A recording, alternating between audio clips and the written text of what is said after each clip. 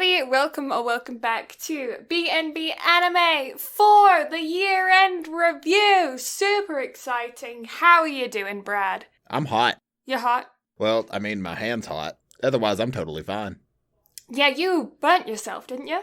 Burned? No, just scorched the hair off my hand. Yes. Ooh. So needless to say, for the next day or so, my hand is going to smell lovely. Burnt hair. Best smell in the world. Oh yeah, so great. I love it so much. Yeah, I bit my tongue, so I'm just putting it out there. If I sound weird this podcast recording, that's why. You sound fine. Okay, at least good. In my ears. Good, okay, I'm glad. If I say things, if I have a lisp or something, I don't know. I bit my tongue earlier today. It's kind of swollen. It's a great time. Yes, it's so good. Yeah, but I didn't introduce us. Oh? I didn't. I forgot to introduce us. I'm Blue, that's Brad. We're here. Yeah, that's what's supposed to be our most professional podcast of the year. Between this one and next one, it has turned into jokes. I honestly don't think we could be professional if we tried. Put on a suit, get it tailored, send us to a convention with a bunch of other tailored, suited people, and we would still stick out like sore thumbs. Well, I think your main stick out would be your hair. My main stick out would be my beard. Yeah. But hey, we got this. We got this. We could be normal people.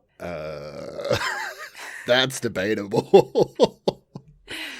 But yeah, I'm doing well. How are you? I'm doing pretty dang good. I have finally decorated our house for Christmas. We are Christmas celebrators, so yeah, we have done the decorations for that. I believe Hanukkah is well underway now, so that's exciting for people who celebrate that.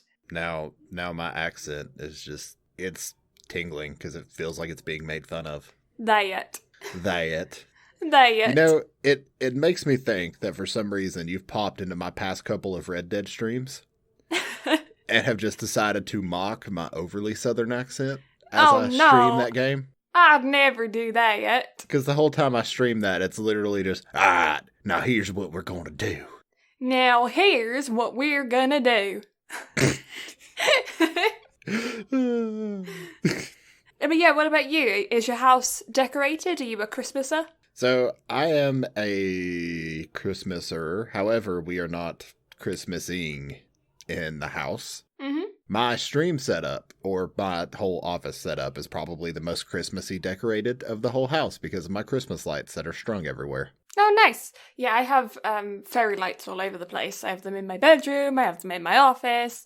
I love fairy lights, and they just stay up all year round as well. We do have specific Christmassy ones that are up, but I just keep them up all year round. Honestly, you should get those LED ceiling strips and just run those around the whole house too while you're at it. Oh, okay. So there's this YouTube channel called AntsCanada. I don't know if you've ever heard of it. It's a dude who lives in the Philippines, but he's Canadian. Mm-hmm. And he's Filipino and Canadian, but he has all of these really big ant farms. And he had I think they were black crazy ants. I don't know. It was a couple of months ago, maybe even over a year ago, that he had these. So he kept these specific ants. And he set up those, those clear tubes that you sometimes use for, plumbing? I don't know what you really use them for. Like, the clear tubes. Mm-hmm. Yeah, he had those set up all over the house, and he connected them into their terrarium, and so they could, run all of these tunnels all around his flat. He just had these, clear tubes of ants going all over his place, and that's what you reminded me of when you said you could just run them all over the house. It's like having those ant tunnels just all over the house. That's funny. I feel like if you had, those hamsters, the really small ones, they begin with an R. I don't know, Robotham. I don't know. There's a hamster that works really well with other hamsters, and they're really, really small. And I feel like if you had those, you could do the same thing. I mean, obviously you'd need bigger tubes, but I feel like you could do the same thing where you just have tubes running all over your house. Mm-hmm. I mean, I'd be game. Yeah. I forgot where we were going with that. Hamsters! Yeah, what do you know? Yeah, so what have you been up to this week? You done anything fun? A couple big planning things for voice acting stuff in the future, which is super exciting. There's a project that I have been working on that is going to be announced and released very soon, which I'm really, really super duper extra excited for. So as soon as I can talk about that, and it has been publicly released by the person who actually created the whole project, then I will absolutely jump on here and tell you guys about it.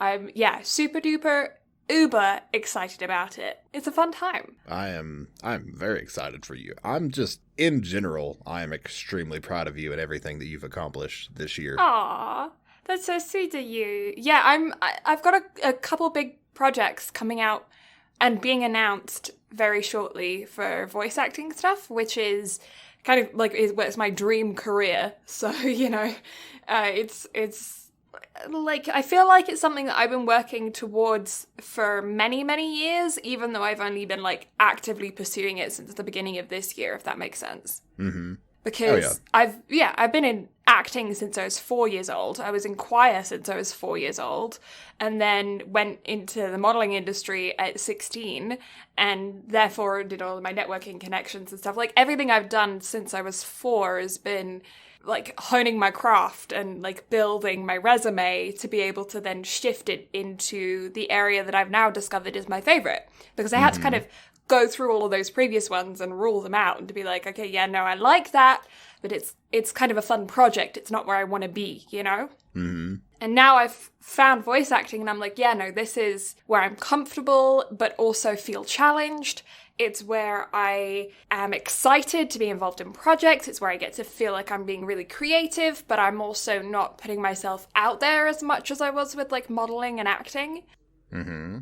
But yeah, I feel like everything has kind of been building up to me discovering my love and passion for voice acting, and then having it coincide with one of my favorite hobbies, which is anime watching, it's really, it's awesome. So I hope one day to be involved in some of the projects that we can work on the podcast. That would be amazing. But until then, I have still been involved in some super duper cool, nerdy projects that I am excited to share with you guys as soon as I can. So yeah. So shall we get into a little bit of news? Let's hear some news. So, Netflix is going to be making a live-action series based on the manga of Yu Yu Hakusho. Oh, okay. I don't know if you've seen any Yu Yu Hakusho growing up, but I watched a metric shit ton of it. I didn't. It was on Adult Swim all the time, because, your boy, that was, I stayed up late watching anime when I shouldn't have, but, that's kind of where all this shit started, so, You but rebel, you. Oh, yeah, I was just such a rebel. My parents gave no shits about me, so I just stayed up and watched anime and played video games and started slowly warping my life into becoming the human being that I am today. Yeah, I don't know how I feel about it, because we saw what they did with Death Note, so I'm scared to see what's going to happen, but I guess we'll see. Yeah, I feel like Netflix is doing it, you said, right? Mm-hmm. Yeah, I feel like Netflix has been really hit or miss. Guess they never miss, huh? I feel like Netflix has been really hit or miss with nerd stuff. Mm-hmm. I don't think they've really found a good solid hit in the anime community with their live action stuff yet. Not to my knowledge. No. Because they did 7 Deadly Sins, which everyone thought was really good. Mm-hmm. But I can't think of another one off the top of my head that's like Netflix anime community approved, you know? Mm-hmm. Yeah, I can't think of anything off the top of my head. Actually, it's not live action, but Devilman Crybaby is something that they helped work on. Mm-hmm. Yeah, so I feel like Netflix is really hit or miss when it comes to this kind of stuff, and I hope that it goes well, because live action anime stuff has a horrible reputation. That's an understatement. Yeah. So I'm always hopeful that things turn out good, because I feel like it would bring a whole new audience of people to weeb culture. Mm-hmm. And, although there's something kind of nice about it being like you're an anime peep, Mm-hmm. It's like you have something in common automatically, and it's kind of like a club if you're in the anime club, you know what I mean? Yeah. And And so that's kind of nice, but with these big moves that are happening with like Sony and other really influential anime companies and anime just becoming so much more of a vast industry, having a different audience, I feel like helps large companies from getting too manipulate-y, if that makes sense. So like Agreed. if like a big company who would normally jump in on the anime stuff because that's where the numbers are, sees that things are doing well in the live action circuit and they're more equipped to deal with the live action stuff, then they might just make anime adaptations into live actions and kind of leave the anime stuff to the anime people, you know? Mm-hmm. There's a couple live action adaptations that I'm currently legitimately interested in. Mm-hmm. The live action remake of The Promised Neverland. Mm-hmm. And then, from my understanding, there's a live action make in the works of Your Name. Right. So I am really interested in both of those. But again, because of Netflix's creation of Death Note, I can't put any faith in the Yu Yu Hakusho remake just yet. Mm-hmm. But maybe that's just me and cynical brain. I don't know. Yeah. I definitely think it's going to be one of those things that you have to, you believe it when you see it. Mm-hmm. But I don't think either of us have a hope that it's awful. I think we both hope that it turns out well. And because I know a lot of people, they love to hate, you know? Mm-hmm. Which I'm down for. You know, if you watch, really awful horror movies and you watch them because they're bad. Yes. That kind of thing. I get that. But I do think that with the anime industry, with the fact that it's booming so much right now, it would be beneficial to get a solid footing in live action stuff, adaptations of anime stuff. I agree. It's one of those things to where I sincerely hope it doesn't fail because it is such a beloved series. This is one of those that's so nostalgic for a lot of people that if it's done right, then everyone will just immediately fangirl over it. Mm-hmm. But if it's done wrong, the entire anime community will come out of the woodworks over this one. Mm-hmm. Similar to how they did with Death Note, because I don't know if you remember Twitter and the rest of the internet whenever the Death Note film came out, but my God. Yeah, no, I remember. I've never seen so many references to The Room in my life. I did not hit her. This is bullshit. I did not. Oh, hi, Mark. Oh, hi, Mark. But yeah, I sincerely hope for the best for it. Hopefully, if Netflix can put the kind of love and passion into it like they did with The Witcher, then I have high hopes. Yeah. But it depends on how much they want to put into it and how much they want to see it succeed. Mm. Would you personally prefer an animation studio, like a classic anime, well-known studio, to make a good live-action version? Or would you prefer a outside, third party to take a well-known anime and make an adaptation, like, in this case, Netflix? For the first well-known, really good live-action adaptation, who would you want to do it? I would like to see something high budget, just to truly see that the effort and work was put into it. But I think it would truly take a combination of the two. I think it would take the creators of the anime and the manga of whatever it is sitting down with the director for the film and the script writers and everyone else and all coming together on it. So I think it truly would take both.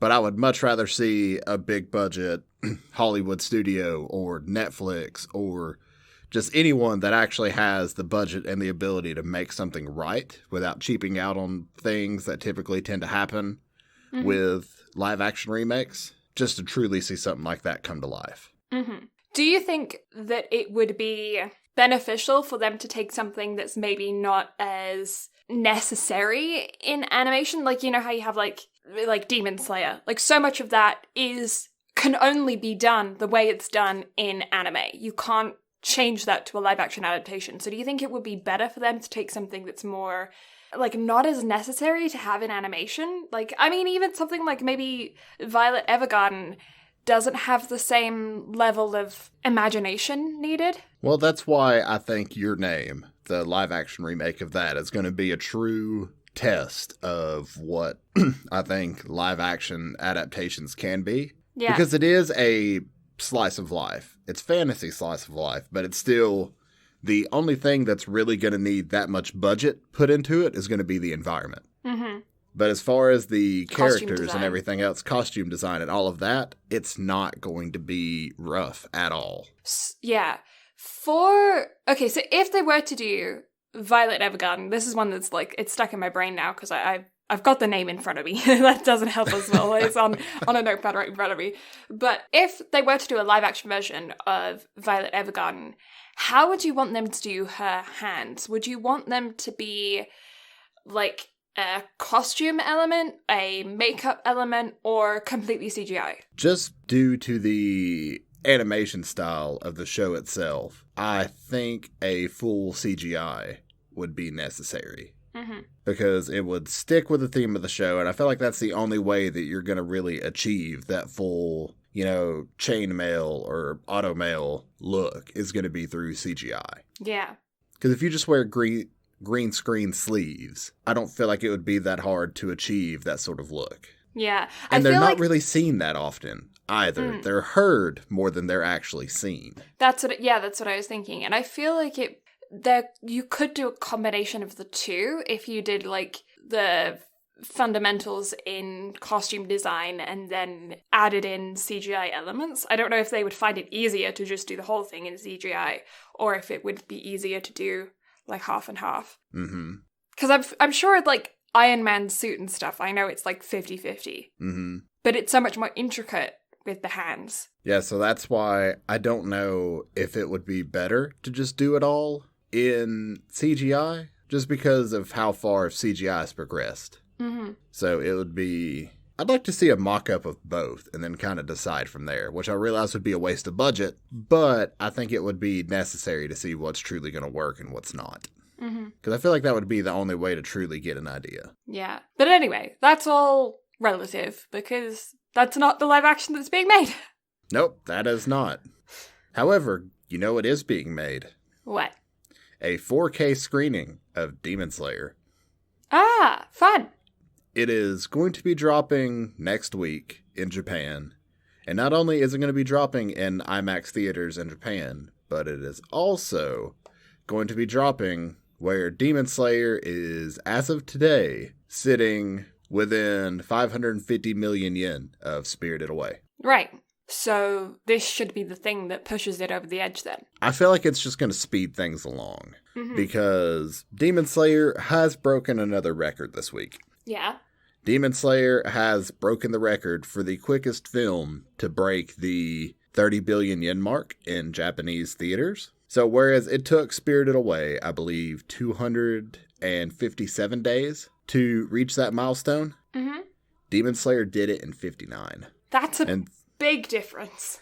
That's a massive difference. I thought you were going to say like 210 or something, No, it has not. It hasn't even been in theaters that long. It's been in theaters for 9 weeks, which brings me to a separate piece of news, but also the same. Demon Slayer for 9 weeks has been the #1 film in Japanese cinemas. That's ridiculous. So not only is it just still continuing to break records, but it is now 511 million yen away from topping Spirited Away, and with that 4D screening coming next week, I believe it's about 2 weeks away from beating Spirited Away in the box office. It makes me wonder if foreign cinemas have decided to show Demon Slayer that previously didn't have contract, have like gone through and like specifically sought out a contract for Demon Slayer when they previously may have turned it down, or just not even considered it in the first place. I mean, I think it would be wise of them to, because especially if a cinema company that's already licensed out the rights to be able to use it, if they have cinemas in those countries, why not just go ahead and show it in those countries if you have the ability to? Yeah. I think that would definitely be a wise decision to make. Now, with that being said, I found out another little piece of news about how popular Demon Slayer is in Japan. So there's a study that was done, and apparently 90% of Japan's population are familiar with Demon Slayer at this point. Wow. I'm baffled by that, because that's a lot. That's a massive portion of an entire country's population being familiar with an anime. Yeah, and the interesting thing about that is, as well as people just being knowledgeable about it, but it's people that are outside of the demographic being able to recognize an anime by name. To be like, oh yeah, like a 90-year-old great-grandma being like, oh yeah, my great-grandkids or my grandkids really like that show. Like, I know the name of it. As opposed to it just being like, oh yeah, it's going to be one of those things that they forget in a week, so I'm not going to retain that name in my brain, you know? Mm-hmm. Well, it's like Fortnite, for instance. I don't know very many people in the States that are unfamiliar with that name at this point. Mm-hmm. It's just become so synonymous with everything going on that it's just hard not to know. Mm-hmm. Like, you would have to actively seek out not knowing to have to avoid that. Mm-hmm. So I believe it's another situation like that of just because of how far Demon Slayer has spread in the country over there. Yeah, what do you think is going to be the type of anime that is going to get on that same level over here in North America? What do you think is going to be the first household name anime to come about? Because, of course, like, animes are huge in anime communities, but, like, my parents don't know anime. I feel like My Hero and Dragon Ball are already on that sort of level. I suppose Pokemon. Yeah, Pokemon as well. But again, that's going to be more for our generation. Mm-hmm. So as our generation gets older and have children and continue to grow, then I feel like that's only going to spread. Because I don't know many people our age that don't know what those anime are. Yeah, I feel like, Pokemon I feel like is more known as being a game than it is an anime. But yeah, I don't feel like there's any that's like on that same level of Demon Slayer being known by 90% of the population of Japan. I don't feel like there's anything in North America that you could go to 9 out of 10 people and say, do you know Sailor Moon? And have 9 out of 10 people say yes. Dragon Ball is about as close to that as you're going to get. Yeah, but then I feel like if you go to like above 40 and ask them about Dragon Ball, and they're not going to know. Maybe. Because again, it depends on their children as well. So, but that's the only anime I can think of that has that sort of popularity here. And that's getting rid of all personal bias towards the show itself. I even feel like under 10 probably wouldn't know Dragon Ball. Again, I feel like that's our age demographic, you know? Well, even... a little bit younger, a little bit older. I don't know. But on that same note, though, kids shouldn't know what Demon Slayer is. That's true. But 90% of Japan's population. But even then, it's like going down the street and seeing merchandise in the store might be your recognizing of Demon Slayer. It might not be that you know the anime necessarily. It might just be that you know the characters, you've seen it everywhere. And there's nothing that's been advertised that much that's so common in North America that is an anime, other than the first one that comes to my brain is Pokemon, but then I'm thinking that that's mainly based on the game and like it's advertised as a game as opposed to being advertised as an anime, you know? Mm-hmm. Well, Dragon Ball and Naruto are the two, as far as merch sales, are the ones that I'm seeing slowly crop up more and more in stores. And I'm not talking about your specialty shops like Hot Topic and GameStop and all of those. I'm seeing their stuff pop up more and more in like just Walmart. Random stores. Yeah. Not even just Walmart, but there is some sort of shoe shop down from work, and they had a Dragon Ball bathrobe for sale in their window. Like, it was Goku's gi just as a bathrobe, and I was like, excuse me? Yeah, I feel like Naruto's a good shout. But then again, I still don't feel like it's necessarily on that same level as Demon Slayer. But it's, again, as our generation grows older, then I believe stuff like that is going to slowly become more and more mainstream because we're already seeing evidence of anime becoming more and more mainstream. Mm-hmm. Yeah, 100% agreed. But a lot of that has to do with social media like TikTok and whatnot as well. Because especially TikTok, I don't know if you've noticed, but the amount of anime stuff that pops up in my feed is unreal. Yeah, anime's huge on TikTok. I feel like as well, we kind of both of us search a lot of anime. We're both constantly watching anime. Our algorithms on our computers are very much surrounded by anime. It would be really interesting for me to go onto like my mom's social media or my mom's laptop or something and spend like an hour on there and just see the difference in recommended videos on YouTube, recommended videos on TikTok, because my mom actually does have a TikTok account, and her Twitter feed, all of this, her Instagram feed, stuff like that. Because, of course, all of our search results are going to be targeted towards the fact that they know that we're really interested in anime. So it would be really fascinating for me to go on, like, I don't know, a library computer and see what things come up when you're on Google, stuff like that. Well, I was going to say, I don't think you would want to trust your mom's Instagram feed because she likes every single one of our posts on Instagram. Love you, Mom. Thanks for being so supportive. Yeah, I appreciate it. But... yeah, that's, I believe her Instagram results would be just a little bit warped because a little bit warped, yeah. Could you imagine what her search page looks like from liking all of those memes? Oh my god, yeah. That would be great just to see. Yeah, especially because it's like combined with like cake recipes and pictures of my cousins and other, I don't know, mom stuff. Honestly, you should look and then give us an update at some point. I will try and steal my mom's phone. I'm curious.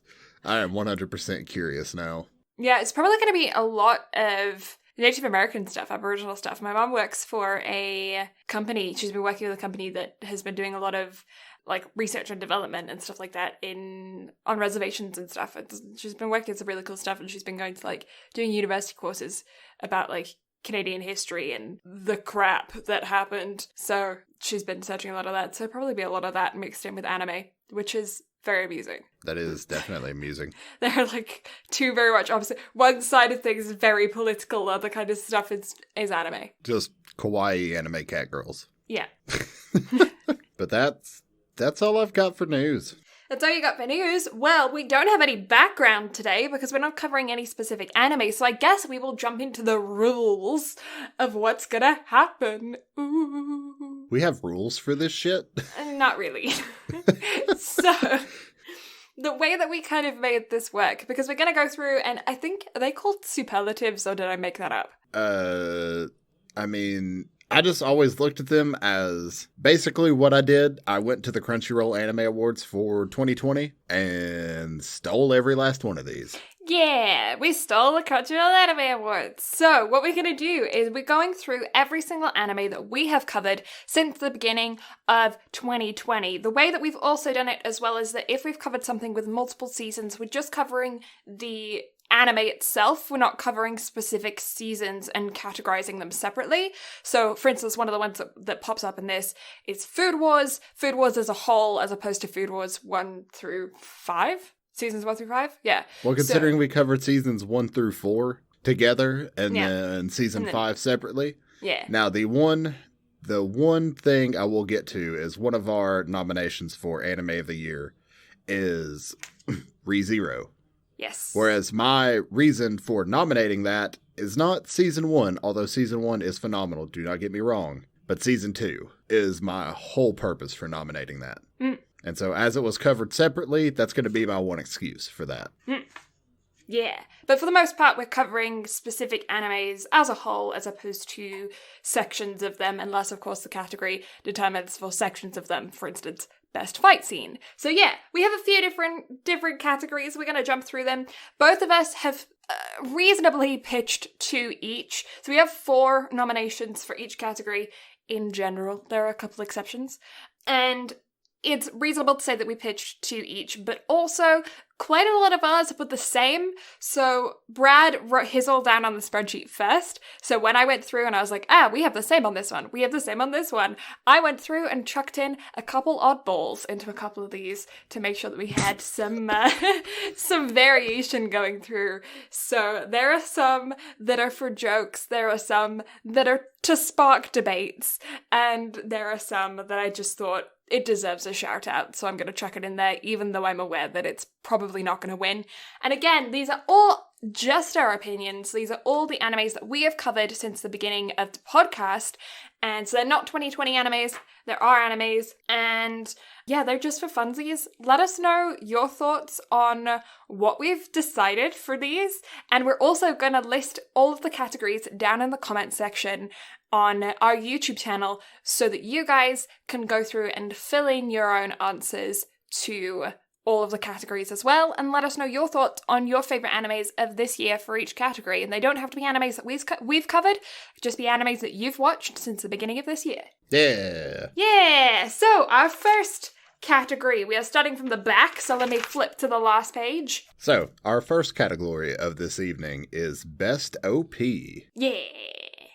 Now, OPs are a hot topic of debate for Blue and I, because she is not that much of an OP or ED person, whereas for me, that is a huge influence on how I end up grading an anime. So I figured it would be best for me to take the reins on this one. Yeah, go for it. So, our nominees for Best OP: Food Wars, Tanaka-kun is Always Listless, Tokyo Ghoul's Unravel, and Demon Slayer's Gringe. Ooh.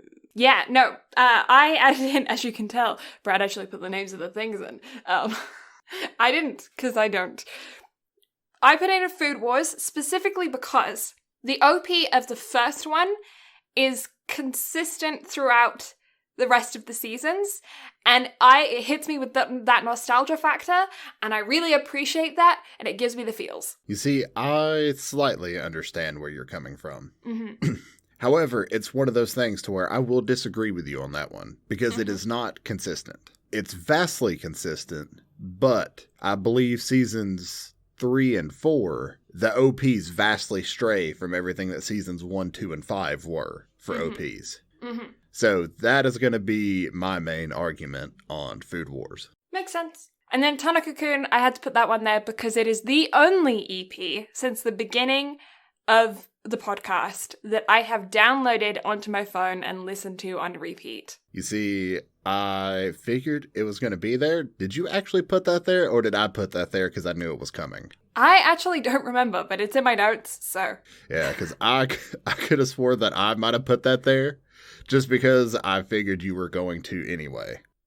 Yeah, freaking love Tanaka-kun's Always Listless. As soon as I heard the show, it automatically raised the show like 5 points. Not that the show is bad, the show's amazing, but it just like spiked the show because it's my kind of music.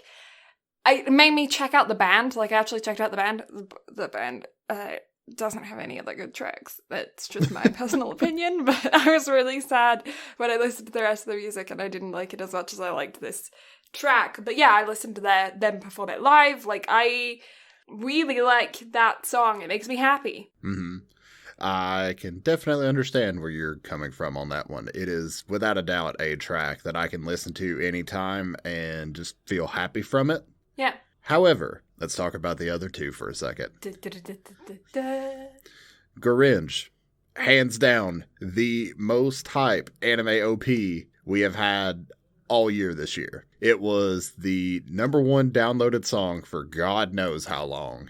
Yeah. Lisa absolutely topped the charts with it. Yeah. And then you have Unravel, which is, to a lot of people, including myself, the #1 OP of all time. It is a song that truly expresses both like pain and sadness and anger all at the same time. It's wonderful. And also because of Unravel, and as much as I've talked about it on the podcast, I've looked into more of what TK has actually done as an artist. Mm-hmm. And for one, that man is badass on the guitar. And two, no one should be able to scream like he does and be able to hit the high notes like that man does. It is phenomenal to listen to all of his tracks just outside of Unravel itself. Yeah. Yeah, I absolutely agree with both of those nominations because the statistics don't lie. People freaking love them. They're not my personal taste, but my personal taste is very weird, and we've discussed this on the show many times, that I don't have the same kind of ear for OPs and EDs that everyone else does because my personal preference gets in the way. So I absolutely back those two because it's just me being weird. So if you had to pick one, and again, this is Tanaka-kun included, but if you had to pick one as for the best OP of the year, statistics and everything else included, where do you go? My personal preference is always going to be Tanaka-kun. It's my favorite. But considering the hype, the love, the current expansion of not just the OP but the show, the band having been brought back to do more stuff, and the fact that all of my friends get on my case because I don't like it, I'm gonna go with Demon Slayer. I agree. Yeah. I have to agree, because although Unravel is my favorite OP of all time, and it is, for a lot of people, their favorite OP of all time, it's just, in the terms of hype and everything else surrounding it, it does not compare to what Gurenge, and then as of next year, whenever we cover Mugen Train, Homura. Because Homura is just going to, that's destroyed Gurenge as far as the Billboard charts and everything go. Mm-hmm. So not only did Lisa outdo herself with the OP for the show, but the ED for the film has topped that. Mm-hmm. So, hands down, OP of the year goes to Demon Slayer's Gurenge, without a shadow of a doubt.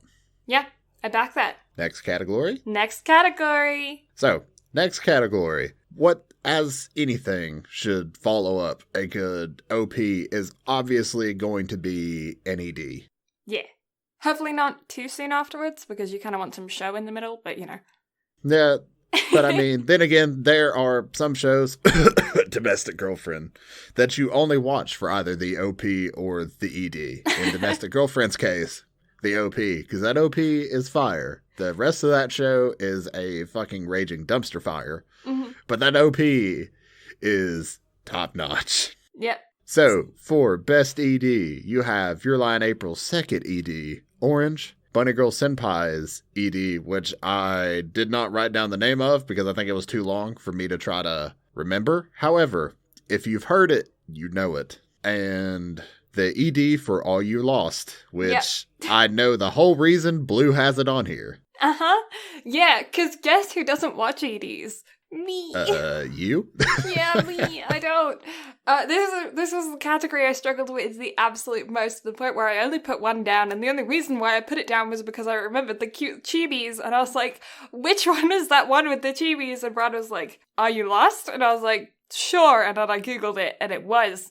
That's the whole reason why it's down there, is because I remembered the chibis. I don't remember EDs. They don't stick in my brain. I've watched every single one from every episode that for every anime that we've covered, but they don't stick in my brain. They don't even stick on my brain from the day that I've watched the anime to a couple hours later when we have to record the podcast, and Brad goes, what did you think of the ED? And I go, I don't know. It's because you skip it. You might watch the first one for the show. I watch and then the first skip and the everyone last else. episode. I make sure I watch it at least twice, and I still don't remember them. They just don't stick in my brain. Part of me does not even believe that. I think you might watch it once, and sometimes you may not even watch it at all. No, I watch it twice. Every single season, if there's a change in OPs and EDs, I will still watch both of them twice. But that's all I do. And they just don't stick in my brain. I don't know why. They just don't. Mm-hmm. I'm sorry. I'm just here to give you shit. I know. That's all I'm here for. Yeah. I deserve it. Now, as for the other two, I obviously put them there because I am an emotional, sappy little bitch. Yeah. Now, Bunny Girl Senpai's, I had to sit and debate on. Mm-hmm. Because typically OPs are a lot more my taste than EDs. Because EDs, a lot of the times, in my opinion, don't necessarily mesh well with the show. Mm-hmm. But because of Blue and I's recording schedule for the podcast, I went ahead and watched the first episode that we're going to be covering for January in Rascal Does Not Dream of Dreaming Girl. Mm-hmm. So it reminded me of the ED itself. And not only that, but it just kind of triggered just emotions. And so that to me immediately sticks out in what a good OP or ED should be, is just triggering emotion, whether it be happiness, sadness, or just nostalgia in general. Because if you hear something randomly play and it triggers something, that's the note of a good song in general. Yeah, and I completely agree with that. And so hearing it, I did get a little emotional. Now, was I already an emotional little bitch from the film? Yes. But hearing that just, again, triggered more emotion from the show itself, not just the film. Yeah. However, Orange from Your Lie in April, that triggers a whole different set of emotions. I remember messaging you after I finished episode 13, and I was like, I'm crying like a little bitch. And it's true. Anytime I hear Orange, come on, I immediately get teary-eyed. Mm-hmm. Because that ED has stuck with me for the past 4 years. It is, hands down, my favorite ED of all time. Mm-hmm. And out of everything we have covered this year, it was the first thing to go on the list for best ED, because it is, in my opinion, the number one ED that belongs there, just because of the amount of emotion that it triggers. Also, the animation, phenomenal. It suits the show to an absolute T. It's just, in my opinion, nothing else deserves to even be listed in that category as nominations. Okay, well, there you go then. Yeah, for me, it's just, I don't know. They don't stick in my brain. I don't find them memorable. So having, like, it's really hard for me to have an opinion on them, because I feel like that should be part of what makes them special, is that they're memorable. And like you said, that they then trigger emotions for you whenever you hear them. Mm-hmm. And because they just don't for me, I feel like this isn't a category that I can really have too much of a say on, because, yeah, they just don't. They don't stick in my brain at all. Well, I feel like when I get to the end of an episode, my brain is too hyperactive to focus on the ED. You see, it's funny you say that, because whenever I wrote down this category and was going through trying to put stuff in it, Are You Lost was the first one that came to mind that I figured you would put on here. Yeah. Because I remember the conversation you and I had at the end of our Daily Lives of High School Boys and Are You Lost episode, in that the number one thing that stuck out to you was the chibi drawings. Yeah, I thought they were really cute. For the ED. Yeah. The song itself is... I have no memory. I can't even tell you. Yeah. But the chibi drawings itself. But that, on that note, brings me to the point of Dr. Stone's ED as well, in that the second ED, where it was all done in crayon, that was phenomenal. Yeah, no, that's a good shout. There we go, fourth nomination. Honestly, Dr. Stone. Yeah, there we go.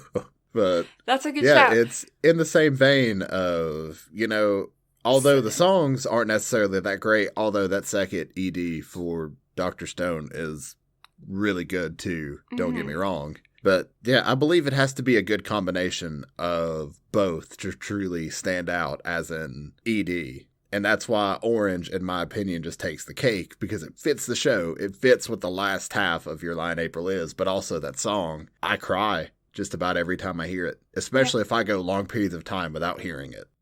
All right, then. I will back your opinion on that. Yatta! Yatta! We have decided Orange is best ED. So, our next category we're going to cover, the next three categories are going to be just main anime genres. So, for the first category, I think this one is basically a 100% unanimous decision from the both of us. So, I will let you introduce our nominations for Best Comedy of the Year. Yeah, so we are going to start off with... Let's do the two that we did in the same episode. We're going to start off with Daily Lives of High School Boys. This is one of one of the funniest animes that I have ever watched, and one of the first ones that I got Brad to watch when we decided that we were going to do this show. But we paired it, because the episodes aren't very long, with Are You Lost, which has even shorter episodes, which we've also previously discussed. And then we're also added in, for our third nomination, Food Wars, which is obviously hilarious. And our final one, which you've heard us, you have heard us do it too, but you heard us rant and rave about, it is none other than Tanaka-kun is Always Listless. I promise that those three, if Are You Lost, Food Wars, and Tanaka-kun have already been nominated for previous categories.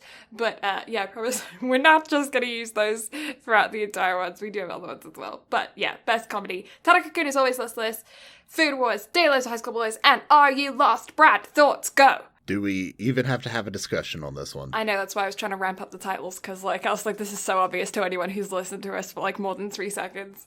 Yeah, so we have this. This is one of the categories that it is done in descending order, in my opinion, with Tanaka-kun, Food Wars, The Daily Lives of High School Boys, and Are You Lost? All four are hilarious. But again, in my pick of favorites, it is also in that order.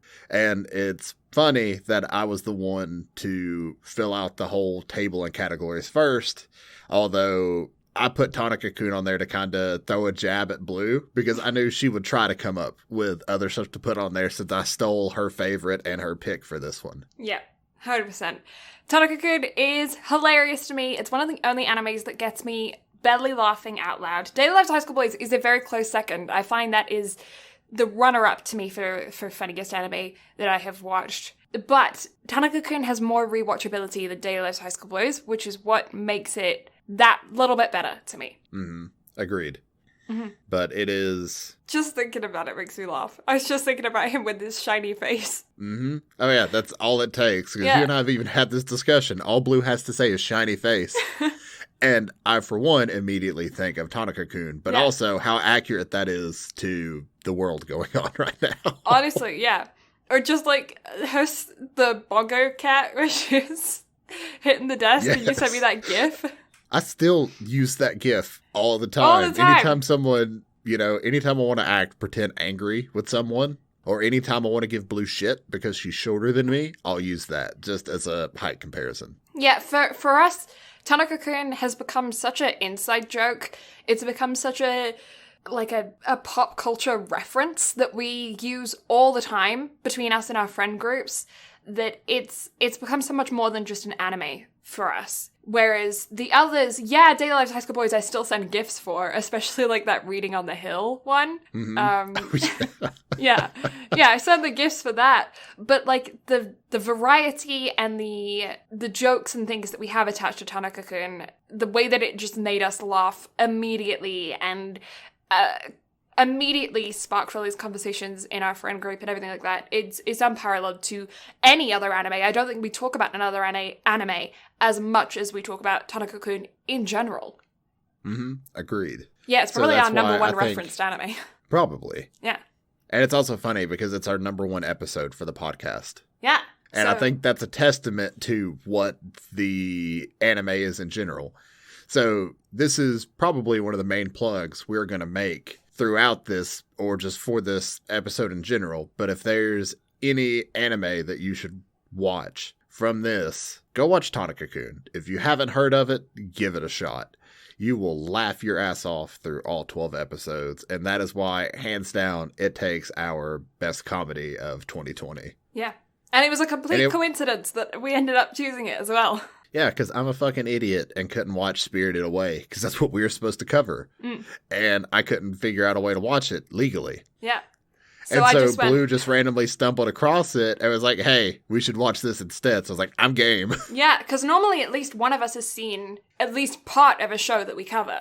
And with Tanaka-kun, it's the only show, I think, that we have covered that neither of us had any clue about what it was. Mm-hmm. Agreed. And so I just sat down, saw it on Crunchy, was like, okay, sounds funny. Let's give it a shot.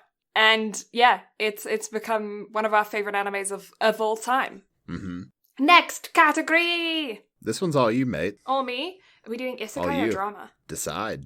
Ooh, okay. I'm staring at the spreadsheet, so I'm good for either one. I don't have to flip pages for this. So, next category, I'm going to go with one that has a controversial answer to it. Although, actually, probably the next two both have a little bit of controversial answer because I chucked in some odd ones. But, yeah, let's go with Best Isekai. Starting off with ReZero. Second nomination, Dr. Stone. Third nomination, Wise Man's Grandchild. And fourth, Spirited Away. Now, first things first. Yeah. Why did you even put Wise Man's Grandchild on here? Because I couldn't think of another isekai that we had covered. And, I thought about it. I thought about just filling out this whole category myself because there are very, very few isekais that we've actually covered. And in fact, you and I had to have a talk after we did Wise Man's Grandchild and ReZero both back to back. We're like, oh my god, we're doing too many. Yeah. Did we do Shield Hero? Or did I just watch Shield Hero? You just watched Shield Hero? I've had it scheduled twice this year, and I've changed it in favor of other things. Mm-hmm. But I feel like we really need to sit down and cover it at some point, because I think the second season's coming out next year. Yeah. So we need to sit down and watch that at some point. Yeah, because I was trying to think of... I feel like we always think that we have, so many isekais covered, but we actually don't. You see, I knew we didn't have that many covered, which is why I felt like this was a really odd category to add on here. Mm-hmm. However, I figured best isekai would lead to better conversations than best sports anime. Yeah. Well, we just recently covered like... all of our sports animes, and in, I think, our final sports anime coverage, I think we talked about our favorite sports anime, so... I think so. Mm-hmm. Plug for Sports Month. Yeah. Yeah, if you like sports animes, go check out our recent episodes. But yeah, reason why. So, yeah, I was looking through our episode list of things that we've covered, and I was trying to find another isekai. I couldn't find any, so I chucked in Wise Man's Grandchild.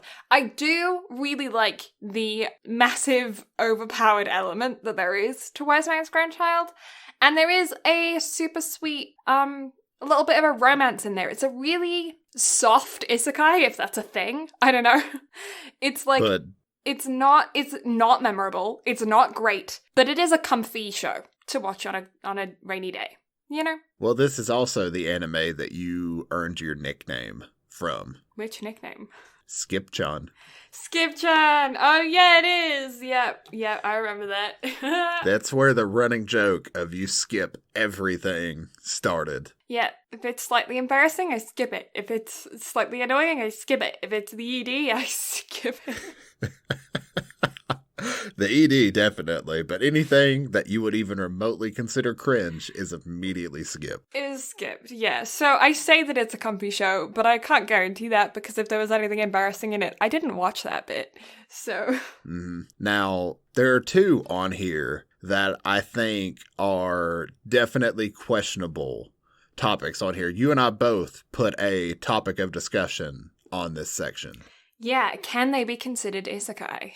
Because you have Dr. Stone and Spirited Away. Yeah. So it's funny that you and I both have talking point anime on here. Mm-hmm. Because, again, both of these, depending on how you want to look at it, are not. Yeah.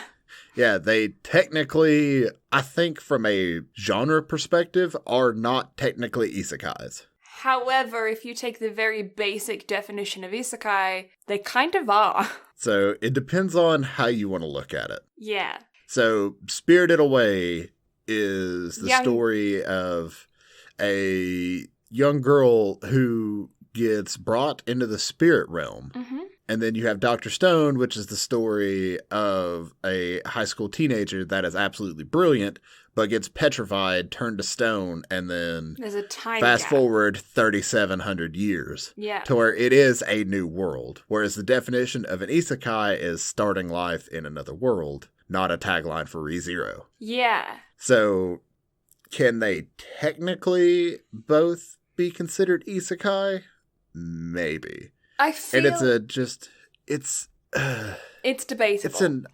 It really is debatable. But it makes our category easier, because under the definition of which is truly an isekai and which is our favorite, I think the answer is pretty easy. It is, without a doubt, ReZero. Yeah, 100%. However... Don't get me wrong, Spirited Away is my absolute favorite Ghibli film of all time. Exactly. It is... probably Mind of Blue's biggest talking point going into this episode as well, because you could theoretically break open the entire genre of isekai and almost say that every Ghibli film is in some shape, form, or fashion an isekai. Yeah, well, you could definitely make an argument for Children Who Chase Lost Voices and Spirited Away that we both covered this year as being isekai.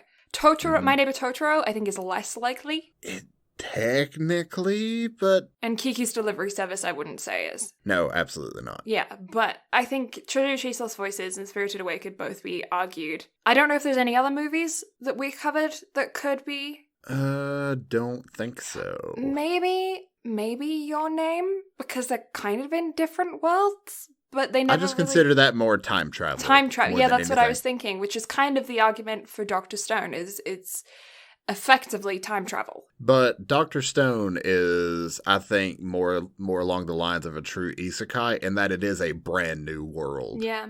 Whereas Your Name is, I think, a version of Quantum Entanglement. Yeah. Which we will get into in our next category. So yeah, ReZero, best isekai, because it's the only one that can truly be, well, other than Wise Man's Grandchild, but it's not as good. Yeah, it's definitely not anywhere near as good. It's adorable, but hands down, as far as an isekai goes, nothing tops ReZero. Well, Wise Man's Grandchild, the season that we covered as well, was very much a setup for next stuff. Nothing really happened in the first season that was designed to make you hook to the show, really. It was more of setup establishment. It was like, okay, it's set up an establishment, but if you never get a second season, you'll forget about it by the time it happens anyway. Yeah, 100%. But I figured I'd chuck it in there. Yeah. Yeah. So, next category, Best Drama. You have Rascal Does Not Dream of Bunny Girl Senpai, ReZero, Given, and The Promised Neverland. So I'm the one who included... Oh, sorry, go ahead. I was going to say, I definitely believe that all four of these should be here. And in fact, if I made out this whole category myself, I believe these four are probably the four that I would have picked. So, yeah. You go. Well, I was just thinking that I don't know that you would necessarily consider The Promised Neverland a drama, but it's definitely dramatic. It definitely has some drama elements to it, although I just don't think it truly classifies as a drama. However, for a good fourth pick, I think it definitely belongs. But I definitely don't think it's truly going to be in the running compared to the other three. Yeah, just because it's not an entire safe fit for the category. Although I think for this category itself, we may have two winners. Oh. Because I could stand to see why Given has a really good shot at winning it. However, my personal pick, in that I will argue to the very ends of the earth about, would be Bunny Girl Senpai. Yeah. Yeah, Rascal Does Not Dream of Bunny Girl Senpai is really interesting because it fits into so many categories. It's a horror, thriller, romance, drama, like, etc. It is a slice of life that covers a lot of real-life topics. Yeah. Like quantum physics, quantum entanglement, a lot of psychological aspects along with puberty syndrome. And it has a way of invoking so many emotions that it's hard to argue against. However, Given in and of itself, it's a true drama. Yeah, it's a true drama. It covers a lot, and it's definitely a standout show on its own amongst everything else that we've covered this year. And that it was my first true BL anime that I've ever watched, and I thoroughly enjoyed it. Yeah. I was definitely surprised by it, and even, I think during that final performance, I got a little emotional over it. I'm not going to lie. However, it just did not impact me in a way that Bunny Girl Senpai did. Yeah, so it really comes down to your definition of the category in voting between the two, because I agree, I think it comes down to those two. ReZero is fantastic, but I don't think it's a good example of drama. I think the second season does a lot better on the drama scale. But again, in this case, it's going to cover both seasons. So therefore, I think it's out. Yeah. So this is one of those very few categories that I think I would be fine if we have a split decision on. Yeah. If you're sold on Given. Because I feel like Given is the best example of a drama, but ReZero is a better show. You mean Bunny Girl Senpai? Oh, sorry. Yeah.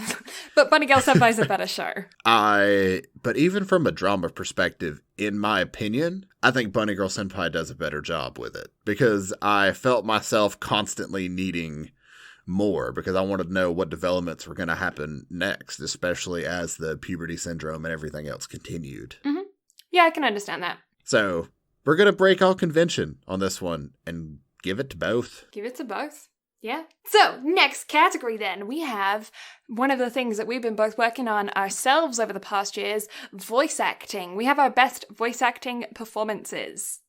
So we're starting off with, from ReZero, we have Subaru, who is voiced by Sean Chiplock for the English voice, and Yusuke Kobayashi for the Japanese voice. For Yolei and April, we have Kaori, voiced by Erika Lindbeck for the English voice, and Risa Tanada for the Japanese voice. For Demon Slayer, we've got Inosuke for Bryce Papenbrook, I'm sorry if I'm getting these names horribly wrong, from the English voice, and Yoshitsugu Matsuoka? Sure, for the Japanese voice. And then we have, from Tanaka-kun is always listless, Miyano, who is voiced only in the Japanese voice by Takamori Natsumi.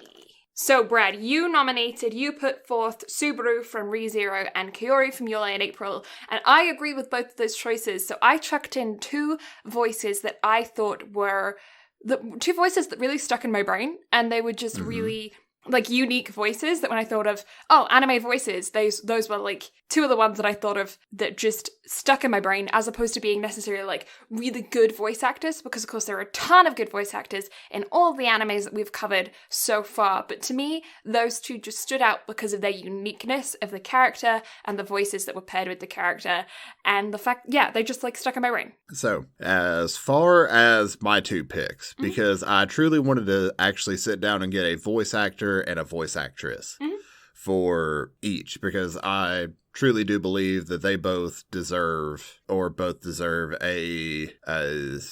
whatever I'm trying to say. Anyway, so, but also I had a thought of I wanted to go with picks that truly did a phenomenal job with both the English dub and the Japanese sub as well.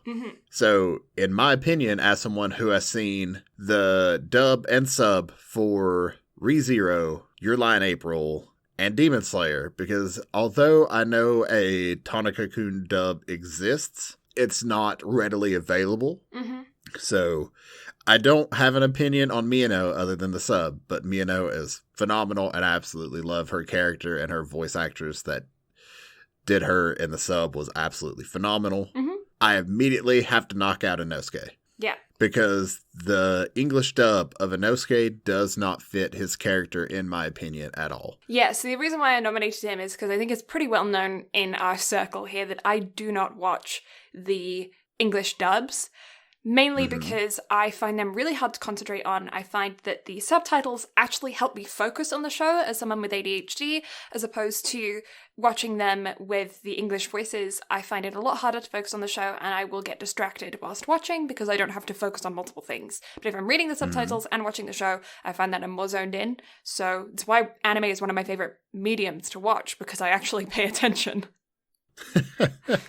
And I can definitely see that. And I think the sub actor for Inosuke, they could not have done a better job picking a voice for him. It is 100% a phenomenal shout, hands down. But again, just because of the dub actor, and nothing against the actor because he does phenomenal work, I just don't think he was a good fit for Inosuke, in my opinion. So you think it's a casting issue as opposed to a voice acting issue?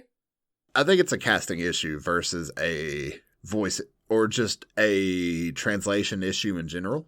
Because if I had to go in and choose a voice actor that I think could do a better job, in my opinion, of playing the role and being the amount of just wild crazy that Inosuke is, the voice actor that does Beerus in Dragon Ball Super, whose name escapes me right now, but any other time I could tell you, I think could do that wild-mannered craziness a bit better. But again, that's my own opinion. I'm an idiot. I'm surprised, actually, you don't have anyone from My Hero nominated here. You see, immediately, anytime I think of an English dub actor that I think could do anything, you know immediately my brain's going to go to Chris Sabat. Because that man is voice dreams. But, again, there's not anyone on that cast that I can think of off the top of my head that I think just fits that role better. But again, I'm an idiot. But yeah, from a sub and dub perspective, I don't know. You don't know? Yeah, it's a tough category. I think I'm gonna back Kaori. You see, I'm truly torn because, and again, both of these were my picks. And Subaru and Kaori both have as characters severely, like, huge moments of anguish where they're both going through extreme torment and pain and suffering. And both voice actors do a fantastic job. Are we having another split decision right after our last split decision? No, because I I mean, if we want to have one voice actor and one voice actress, yes. There we go. Yeah. But if I had to actually sit down and pick one or the other, I'd have to go with Cowdy on it, just because it's like emotionally, I want to go with Subaru just because of everything that happened in seasons 1 and 2 and just the amount of anguish. But my heart will always belong to Your Lie in April, and Cowdy just There's something about Kuroi's voice that I find really draws you into the quiet moments. And I think that's the most important part of a voice actor for me is to not make it dull and uninteresting during the down times. Because obviously when emotions are high and drama is happening, you tend to be more involved in the show anyway because of the soundtrack and the animation and the storyline and everything's built up around that area. But if someone can take just hanging out in a classroom and make that really entertaining via their voice, that takes real talent from a voice actor, I feel like. Agreed. And again, it just... Yeah, that's what tips the scale for me for Kuroi. And from that perspective as well, I think it definitely has to tip it, in my opinion, as well. Because from a just normal speaking perspective, especially during season 1, Subaru's annoying. Yeah. I love his character because it's great and it's hilarious and cringy. But the actor truly shines as the character in the emotional moments. Mm-hmm.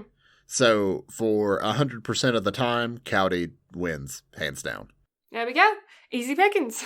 Next category is your turn, I believe. It is. And also, for some reason, I feel like you just want me to do this one anyway because I'm a helpless, sappy romantic. You are a sappy romantic. So, best couple. Mai and Sakuta from Bunny Girl Senpai. Hiro and 02 from Darling in the Franxx. Erina and Soma from Food Wars.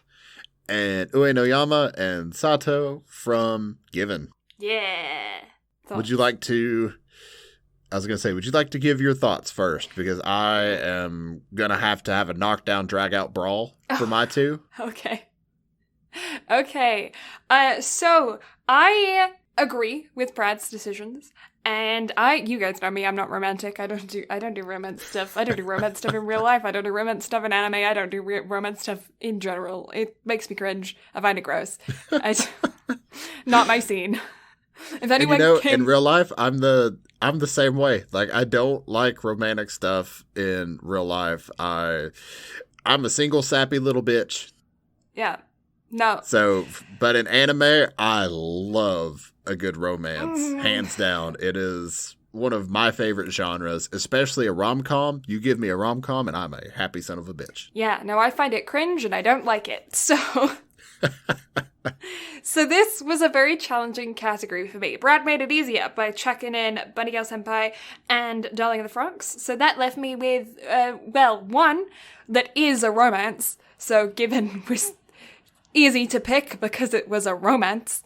And 2, with Food Wars, we just recently covered the 5th season, and it's probably one of the most shipped couples of the recent years. Mm-hmm. Oh yeah, for modern anime, I would have to say it is one of the most, but especially in just a food anime scene in general, it is the most shipped couple. Yeah. And as far as the Given one goes, it definitely came to mind as a solid 3rd place pick for me, but whenever I sat down and made out my 3. But again, for me personally, it just did not make my top 2, which is why I figured you would go for it. But it's just, again, for me personally, it just did not make it into my top 2. Yeah, and I can see that. That's why I didn't pick it. I can see that. You gave me Given earlier, so I'm good with it. I say I don't like romance, and I was the one who pitched Given, and I really like the show, but that's, yeah. And it was a really good show. It's one of those ones that I can only watch, like, once every 5 years, even though I've watched it twice in less than 5 years. But, it's not going to be one that I watch frequently because it is a lot for me to handle. But, I do like the show. But as far as, as far as my 2 picks, it's a really hard... It's a hard topic for me to try to sit here and cover because I'm fresh off watching the Bunny Girl Senpai movie, which again, should not apply to this, but my emotions are very high because of it. But again, just the couple in general during the show, it's truly just a show of a young romance trying to find their way in a crazy, fucked up world. Yeah. And everything else that goes on is just finding ways to grow and persevere with one another. Whereas Darling in the Franxx, it is a childhood love story come true. Yeah. It's an incredibly hard one for me to try to sit here and break down and discuss. But if I had to just really give it to one, it would have to be Hero and Zero 2. Really? I vote opposite you. I vote mine Sakuto. So I guess for me, the reason I gave it to Hero and Zero 2 is because it, for one, childhood, crush and everything fully coming to light. But also those two, and again, I know we talked about the first 15 episodes being canon and the last 9 not being canon. But if you take into account, they literally fought with one another to the death and then got reincarnated and found each other again in the new world. And that, to me, just truly puts the icing on the cake. Now, for 2021, Mai and Sakuta, unless we cover something that's going to blow me out of the water, Mai and Sakuta win 2021 hands down already. I'm throwing major spoilers out. I am voting Roscoe Does Not Dream of Bunny Girl Senpai mainly because they're not as cliche. And I think they're more realistic, they're more real, they're more relatable. I feel like as a couple, they're more human. But I feel like Darling in the Franxx gave both characters more growth. Because in Bunny Girl Senpai, Sakuta is the main one who got growth, whereas Darling in the Franxx, both of them got growth. I think we're going to have to agree to disagree on this one. Yeah, I think we're just going to have 2 winners on this one. Yeah, because I feel like Bunny Girl Senpai has that level of relatability that just makes it, they're not promising that they're going to be together for eternity, and something about that just seems more appealing to me. Wait till you watch the movie. Oh, God. Am I going to go back on everything I just said? I like the fact that they're normal people. I can agree with that, but Blue obviously has something against Dino Girls. However, moving on. That is true. I don't have a dino onesie, but I do have a shark onesie. And sharks were around the same time as dinosaurs, so... So what I'm hearing is sharks Darling in the Franxx wins. What I'm hearing is sharks are my favorite animal in the world, and I have... That is definitely true. Have you seen the HoloLive YouTuber that's a shark? Yeah, my brother showed me as soon as he found her. He's like, oh my God, look, shark. And I'm like, that's amazing. I want. Honestly, though, you should figure out how to do that and then bring that back for your streams. Just be a shark. Whenever you decide to go back to streaming, please. I think that would be the most fitting thing for you. I freaking love sharks. I have too many sharks around my around my house from just hoarding them. I can 100% agree with that. Next category, we have Best Fight Scene. First, starting off, we have Tanjiro vs. Ryu from Demon Slayer. Then we have Rebels vs. Central from Food Wars. We have Kuroko and Kagami vs. Midorima from Kuroko no Basuke Season 1. And we have the final fight from My Hero Academia, Heroes Rising, the film that came out. Thoughts? Go. This was a really fucking hard one. Yeah, genuinely, I had such a hard time choosing two for the category. You see, part of me really wanted to go solely with Demon Slayer and My Hero, just because they were the only true fight scenes. Yeah. However, from an overall perspective, with it could technically be considered a fight, although not with fisticuffs, but also just truly with stakes and everything else on the line. I felt like the battle between the Rebels and Central in seasons 3 and 4 of Food Wars, there's just so much more at stake and so much more to be emotionally vested in that the final fight in My Hero, it does get you ramped up, but that's because it's a shonen. That's what it's going to do. It's a film that's not canon, so it doesn't add anything to the overall story of My Hero. So although you care about the film, but it doesn't make you care about the show itself anymore, in my opinion. I 100% agree with that. It's another reason why I actually added Kuroko no Basuke. I wanted to make sure I included a sports anime in this category because of the fact that it is a fight. And out of all of the sports animes that we considered, that we watched, I feel like this is the only one that had a direct villain persona in it. Because although there was in Free, the anti-hero turned protagonist towards the end. So I feel like Kuroko no Basuke, although Midorima does kind of have a frenemy relationship with them towards the end, he's still more of a villain than I would say in Free. Well, I can agree with you going with Kuroko no Basuke for best fight scene. Do you disagree with this one? I disagree with your pick. Okay, which one would you go with? I think Aomine? Midorima and Aomine, Blondie, and black-headed one. Kisei and Aomine? Yes. Yeah. I think those two, for those final 3 episodes, had a much better impact and a much better fight. I actually agree with you, but what made me choose Kuroko and Kagami versus Midorima is that I felt like I should go with the main characters. You see, sometimes I feel like the main characters don't necessarily have to play a role for it to have the most impact in a show. Yeah. But because also, I'm much more emotionally invested in the last one than this one. Although this one had a huge impact on the show and on the characters in general, and a lot of growth came from it. I don't know. It's just for me, I don't think it takes the best fight scene for the show. We can switch it out with Aomine then, because it was between the two of them that I was debating on. I knew I wanted to go with Kuroko, but I didn't know which fight scene to go with, which game. And I knew I didn't want to go with Kuroko and Kagami versus Aomine because they were absolutely obliterated in that. Spoilers. Mm-hmm. But, you know, we should have chucked a spoiler chicken hat on in the very beginning. For all of the shows, yeah. Yeah. But I also feel like, I don't know, it comes with the territory. But, and then as for my two, again, the whole final Shokugeki, Team Shokugeki, for one, lasted 2 whole fucking seasons. Mm-hmm. So one can't go wrong with that. But 2, you and I have previously discussed on how for those 2 seasons, you can't stop watching. Like watching it week to week is excruciating because I think you and I both did that. Yeah, it's really not fun. Yeah, it's actually one of the only shows that had me continuously watching from week to week and not stopping, which is very challenging for me because I do just drop shows even though I'm really enjoying them. Because I can't binge them. The whole arc of Rebels vs. Central is captivating and intense and emotional. It's just whether or not you can truly classify it as a fight scene that makes me debate especially the category. Team Shokugeki that starts at the end of season 3 and goes all the way through season 4. I think that could be considered a scene because it is one fight, one whole tournament arc.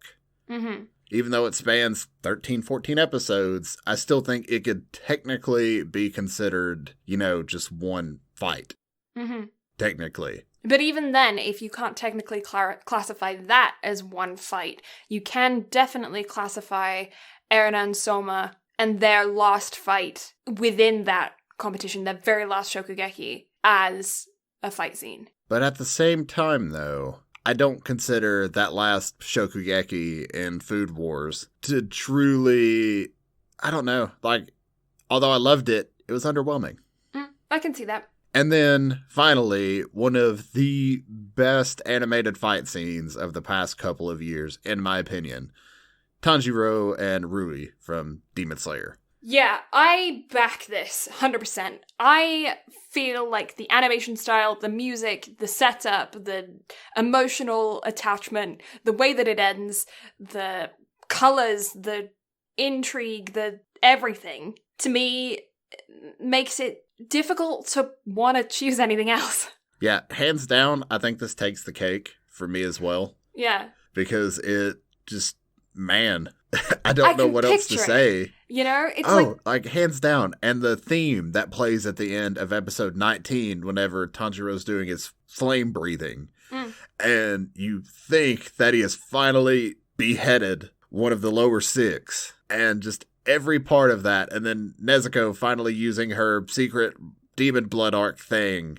it was just, there's so much to love about it. And I can still hear that song play in my head. And whenever you hear it, it's just pure emotion. And it's so good. The build up to this scene was so fantastic that when it finally came to its peak, everything slotted into place, it was so satisfying. Agreed. And again, it's every individual piece of Demon Slayer that we've talked about is going to kind of play its part whenever we get to our talks for Anime of the Year. But again, it was phenomenal. There's hands down, it has to take my fight scene of the year. I agree. Especially considering the way that it ended gives you such a understanding of the way of the world that they're in. Because you think things are going a certain way with the character, and I'm trying to say this in ways that won't spoil it, but yeah, you think things are going a certain way, but it ends, and when it ends, it just slaps you in the face with realism of being like, okay, yeah, but no. Because Demon Slayer is one of the, if not the only shonen that I can think of off the top of my head that is not just a overpowered main character that can always get a power-up and bail himself out of situations. Yeah. This is truly grounded in you have to work your ass off and do your best, but even then, your best is not going to be good enough in certain situations. And that is the true slap of realism that I think just truly sets Demon Slayer, and more specifically, this fight scene, apart from everything else in this category. Agreed. So, winner. Yeah, winner, hands down. Yeah, Demon Slayer. Tanjiro versus Ruri. Yeah, I think it's I think a lot of people would agree with that. Yeah, I could definitely see it. I don't foresee a lot of people arguing over that one. Mm-hmm. Next one's going to be interesting. Oh, agreed. Because looking at the list that's on there, 3 out of the 4, hands down, are going to be topics of debate. Yeah. So, we're going on to Best Music Score with Your Lay in April, Your Name, Kids on the Slope, and, shockingly, Kuroko no Basuke. One of these things is not like the other. Yeah, could you guess that I couldn't think of a fourth? Your Name. That one was your pick, right? It was Your Name. No, just kidding. It was Your Lay in April. No, yeah, Kuroko no Basuke. The only reason why I included that in this category is because I remember watching the show. It was actually a toss-up between Kuroko no Basuke and All Out that I wanted to include in here. Because I remember watching the show, and I remember during intense moments of sport playing, music playing that affected my emotions during the show. And that's why I wanted to include it. I don't think that the music score is amazing. I think the music score for Kuroko is dated. It definitely makes it so that you know when the show was made. But, because there's a lot of dubstep in there. Is it? Or is that free that has dubstep? See, this is the thing, is that I don't remember it, but I remember it affecting my emotions. And that's why I wanted to give it a shout out. It's definitely not one of the most impactful music animes that we've covered, because it's not a music anime, but I did want to give sports animes a shout out in general, because I do think that their music definitely affects the way you feel during the play. But again, specifically because of the last category and the fight scene that we just talked about, Demon Slayer could also be a shout here. Agreed. For that same reason. But yeah. Now, do you want to... And now, as far as mine goes, if you've listened to all the episodes leading up to this point, you know how much both Your Lie and Your Name mean to me. Mm-hmm. Now, granted, just like you did with Kuroko, I'm going to go ahead and explain my reasoning for choosing Your Name, although I know that's not going to be the 2 biggest topics of debate for this one. Mm-hmm. Radwimps did a phenomenal job with the soundtrack of Your Name, and Weathering With You as well. You know, it takes a lot for one of the best anime directors of all time to just be like, here, you have full creative control over the music in the anime. Go. Yeah. And I think that says a lot about the band and their creative direction. And I have the soundtracks for Your Lie in April, Your Name, and Kids on the Slope all downloaded on my phone, and I enjoyed listening to all of them. Mm-hmm. However, I feel like the strongest topic of debate for this one could be made for both Your Lie in April and Kids on the Slope, because both of them are true music anime. And they both have the deepest emotional connection to both you and I. Yeah, I did heavily debate putting Given in this category, but I don't think that Given holds up on the emotional standpoint compared to Your Lie in April and Kids on the Slope from the music. It is obviously a more impactful soundtrack than something like Kuroko no Basuke, but I did want to include Kuroko no Basuke because of the shaping that I find music has in categories that you don't normally consider music to be in. So it was more of a wild card shout out, just to give a shout out to animes that aren't music animes that use music as an emotional manipulation tactic, because it does definitely help with setups for intense scenes. Given obviously does a better job of that because it is a music anime, but I wanted to include something that wasn't a music anime to prove my point. Mm-hmm. And I was very tempted to throw in Fuka in with my picks as well. Yeah. Because it is, as from a manga perspective, is one of, if not my favorite music overall type of setups of all time. Mm-hmm. But again, the difference of the manga and the anime, that's a topic for another time. However, as far as overall score for a show, and that's background music and everything else included, I feel like for my two picks, it had to come down to Your Lie in April and Your Name, and then your pick of Kids on the Slope as well. Mm-hmm. However, in my opinion, because of background music and everything else included, I think Your Lie in April has to take the cake for best music score, because background music and everything else included, I think it just makes I think it helps boost the show and benefit the show more than just the musical tracks that the characters themselves play. I think that this is really hard to choose between Your Lie in April and Kids on the Slope, because Your Lie in April, like Brad said, has a lot of... Well, they both have very heavy emotional attachment to the music, and they both have a lot of songs that are repetitive, mm-hmm. that are played throughout the show. So it's not even like you can say there's more variety in one over the other, because I don't think there is. No. But for me, Kids on the Slope has a more like immediately sparking connection to it than Your Lie in April. I know that when you hear certain tracks, you automatically think Your Lie in April. When I get that same reaction with Kids on the Slope, and I don't necessarily get it with Your Lie in April. That could just be that I played classical music before I watched Your Lie in April on the piano. Like, I used to play piano myself. So it was more familiar. So I have memories attached to those pieces myself. And thus, they're not as unique.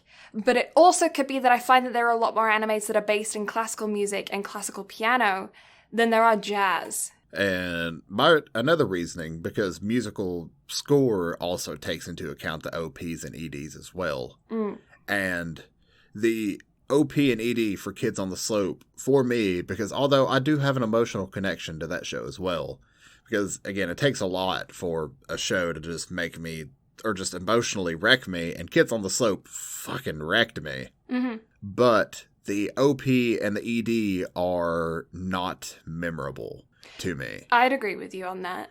And in fact, the OP, if I'm not mistaken, annoyed me. Yeah, I'd agree with you on that. I'll give it to Your Lie in April for that, but I do feel like if we're gonna compare emotional scene to emotional scene, for me, the scene of them playing in the auditorium in Kids on the Slope is more impactful to me than the scene of Kaori joining him on the piano in the final scene of Your Lie in April. And you're gonna disagree with me on that. Yeah. The reason I'm going to disagree is because I'm solely basing it off of the musical score itself throughout the entire anime, from OP and ED to background music to the actual main tracks of the show itself. Mm-hmm. That's why, in my opinion, I think Your Lie in April takes it, because from a full, just 100% musical perspective, I think that everything is flawless. Whereas Kids on the Slope, for the fact of the OP and ED and also just the background music itself throughout the show, places it in second place, but everything else outside of that makes it a really close second, in my opinion. Yeah, I'll agree with you on that. So Your Lie in April first, Kids on the Slope second, but Kids on the Slope is still better in my opinion. And again, this is you and I arguing over basically our two favorite anime of all time. Yeah, we're never going to agree on that. It's just no, we never will. But just from the musical score itself, I think Your Lie in April has to take it. I can give you that. I do have a more of an emotional attachment to Kids on the Slope, but I do agree with you about the OP and ED that on Kids on the Slope, the OP wasn't great. And yeah, that's reason enough, to be honest, because it's such a close race that the smallest thing can eliminate a person from the runnings. It really can. Yeah. Now, for this next category, do we also want to include just animation in general? And with it, would that change what you have picked, or...? It would actually change what I have picked, because the two that I picked specifically for their character design. So, do we want to just BS a best animation category as well? I'd go with anything Ghibli. Studio Ghibli. Anything. And you see, I feel like my overall pick for this one would just go in with that one as well. But we'll figure it out. So, our next category is character design. Mm-hmm. With the nominations being Your Lie in April, Violet Evergarden, Tokyo Ghoul, and Spirited Away. Yeah, so my two, I chucked in Tokyo Ghoul and Spirited Away, specifically because I feel like those two, out of everything that we've covered, have characters that are so well recognized. Tokyo Ghoul with the mask and the teeth, and it's like immediate. You see it everywhere, especially with the pandemic. How many Tokyo Ghoul masks have been made? A lot. Yeah, it's so recognizable. It's so known.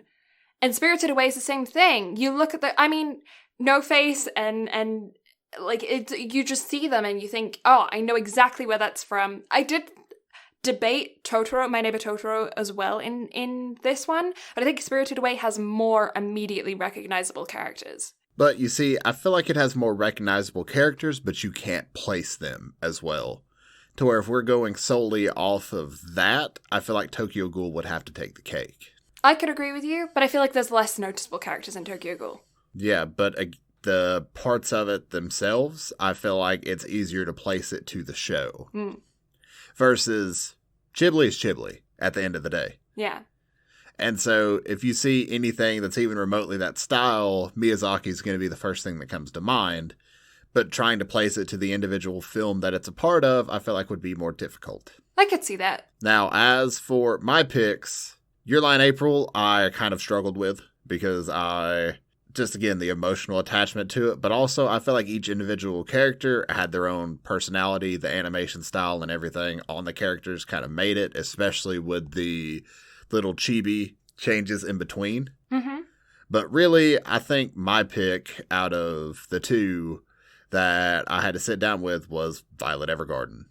Because the detail and everything that went into the characters, the animation on them, and especially with the way Violet herself was designed with the automail arms and everything, it is just the absolute peak of animation for everything that we've covered this year. Violet Evergarden, I would say, has the best costume design. Oh, 100%. Like, that's, the thing that I think makes me feel like Spirited Away is better at character design than Violet Evergarden is the uniqueness of the characters of Spirited Away, whereas in the facial structure of Violet Evergarden, they're kind of generic. You see, I would be willing to agree on Tokyo Ghoul. Yeah? But if you're going to put your I can back Tokyo into Spirited Away, then I would have to stick with Violet Evergarden on it. I can back with Tokyo Ghoul because I feel like Tokyo Ghoul and Violet Evergarden have the same level of unique costume design. I just feel like that Violet Evergarden, because it's got that level of retro Victorian vibe to it, it's more memorable than Tokyo Ghoul in general. Like because there's more costume changes, I feel like, in Violet Evergarden than there is in Tokyo Ghoul. Mm-hmm.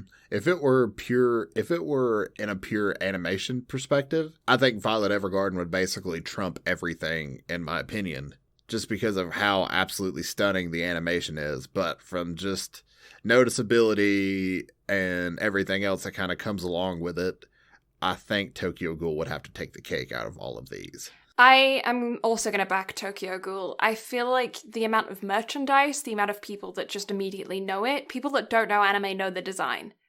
Mm-hmm.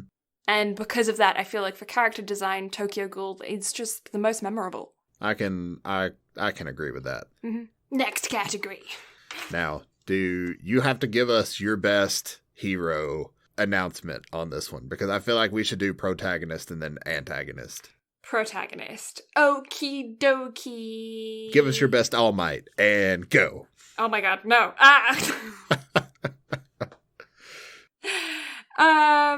So best protagonist. We have Tanjiro from Demon Slayer, Subaru from ReZero, Senku from Dr. Stone, and Sakuta from Rascal Does Not Dream of Bunny Girl Senpai.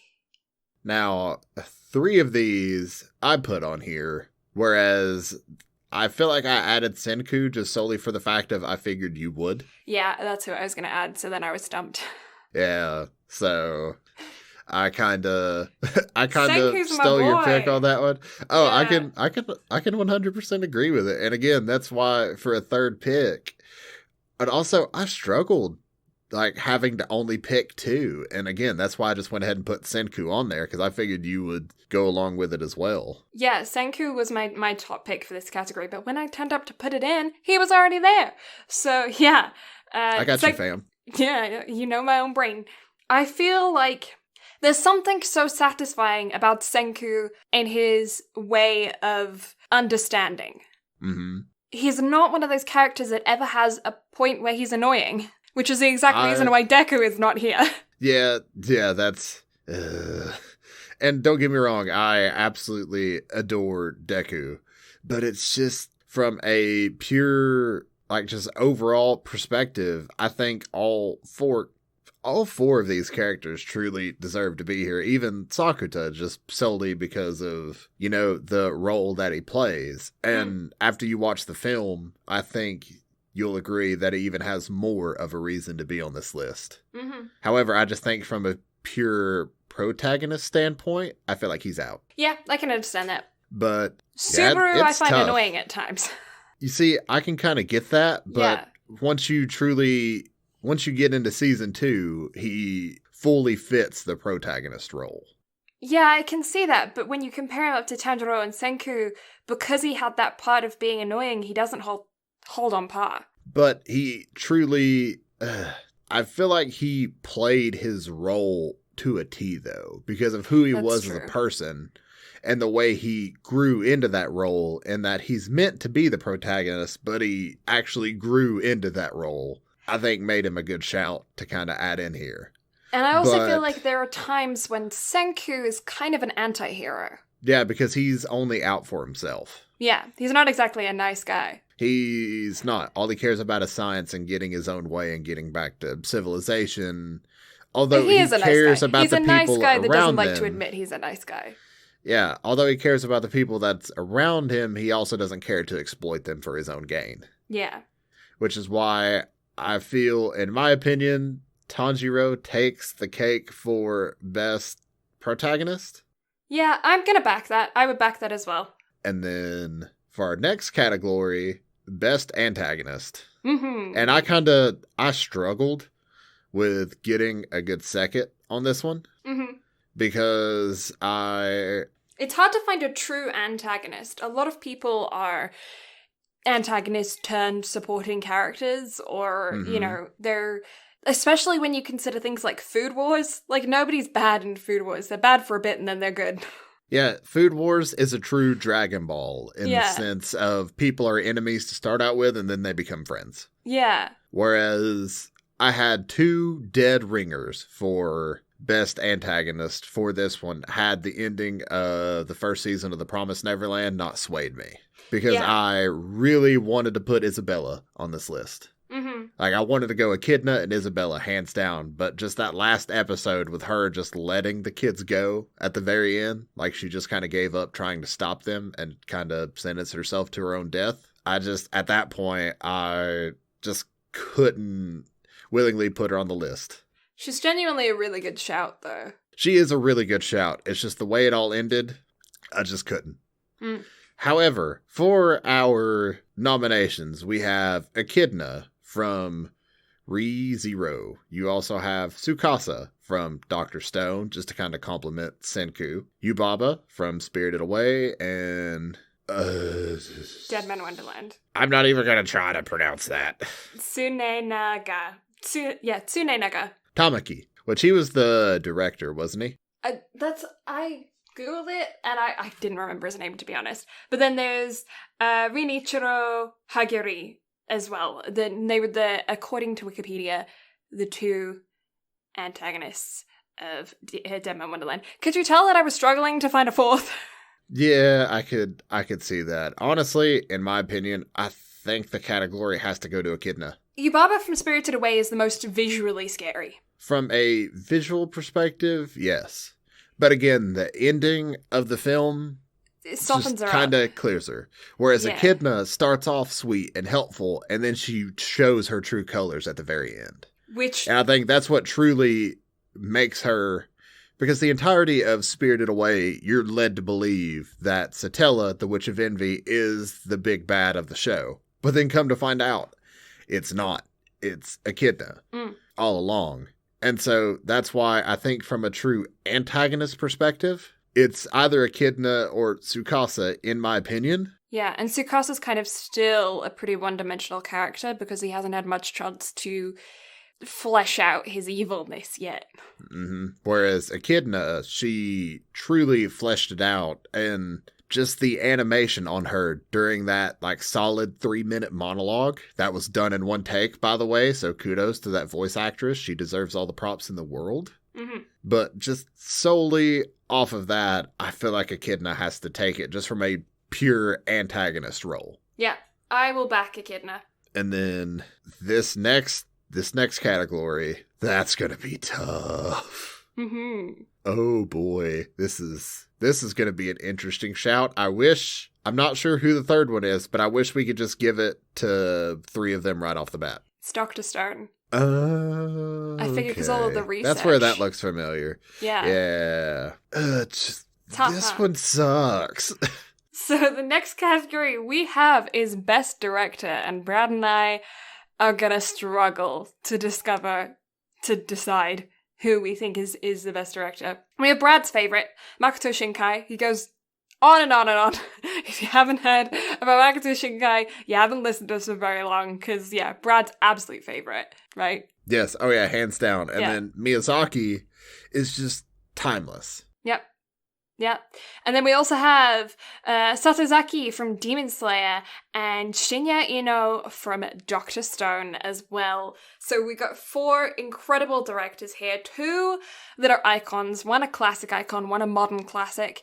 We have 1 that put in so much scientific research, and another that combined music and animation and storytelling to create one of the biggest shows of modern history. So, and what is about to be the biggest film of all time that has already shattered anything that Shinkai has done in the box office, but is about to shatter what Miyazaki has accomplished in the box office as well. Yeah.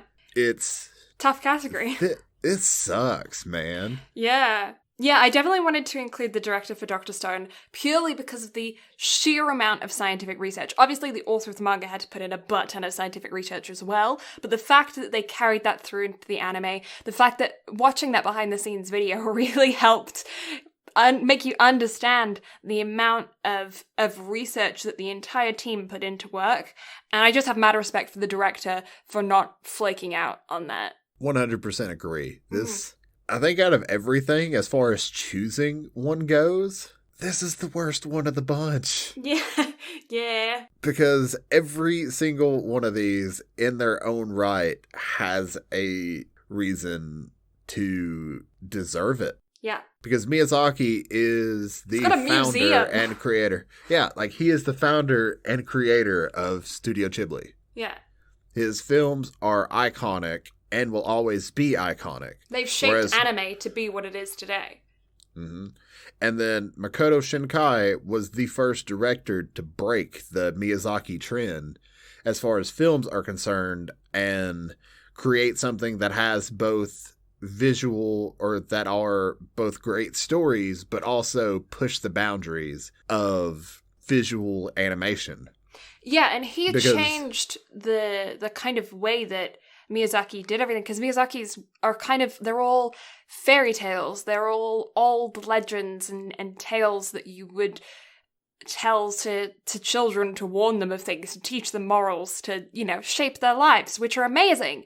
But what Shinkai did was take that same inspiration and the way that he did everything and bring that into something that is more modern and more current.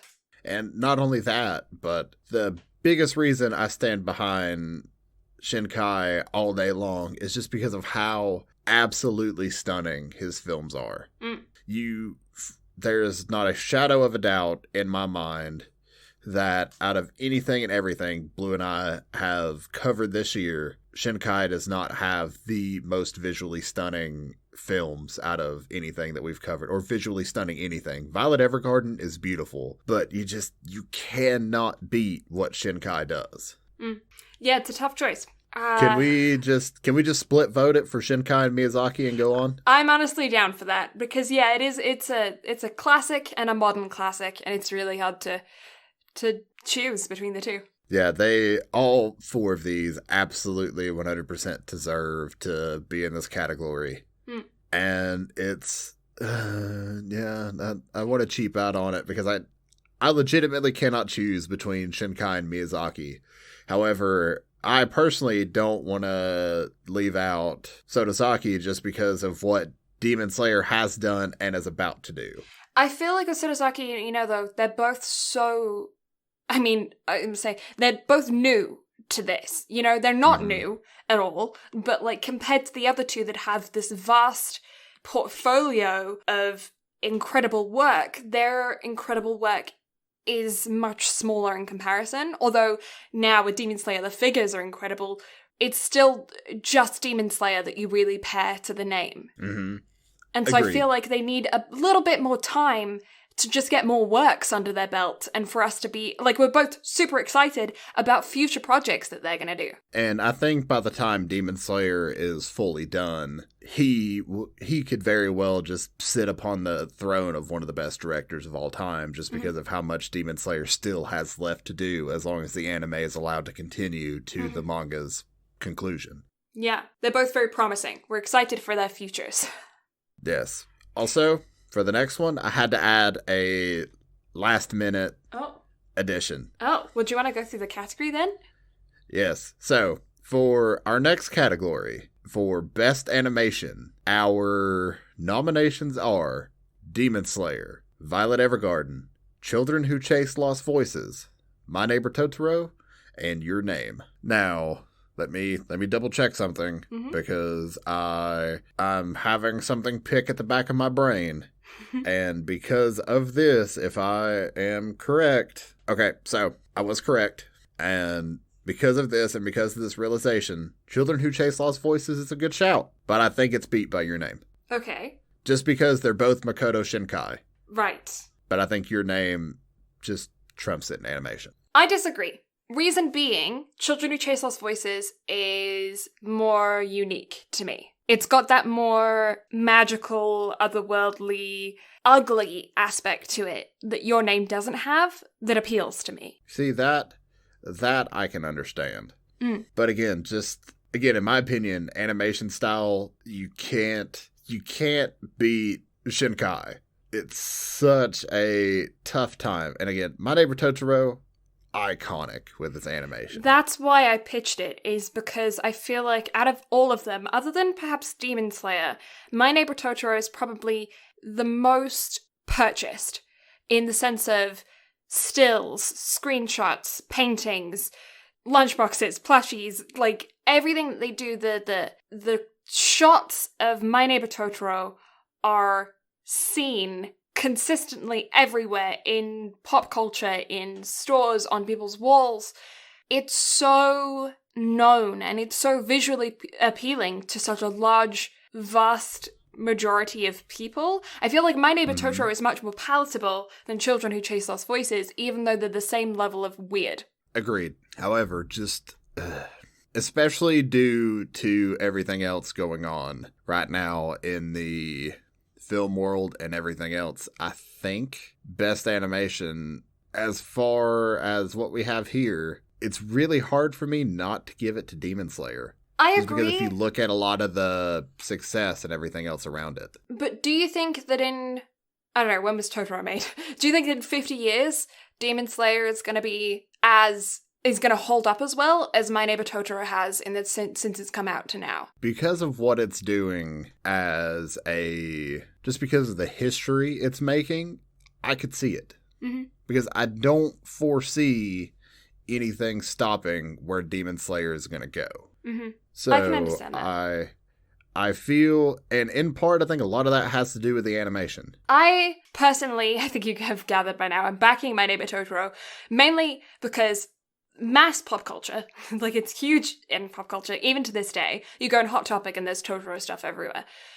To me, it's on the same level as those classic Disney films. It's never going to go out of fashion. It's never going to be not classic. It's never going to be not shown to young children. It's never going to not be beautiful. But I feel like trying to do best animation is such a broad topic because it really comes down to a choice of taste.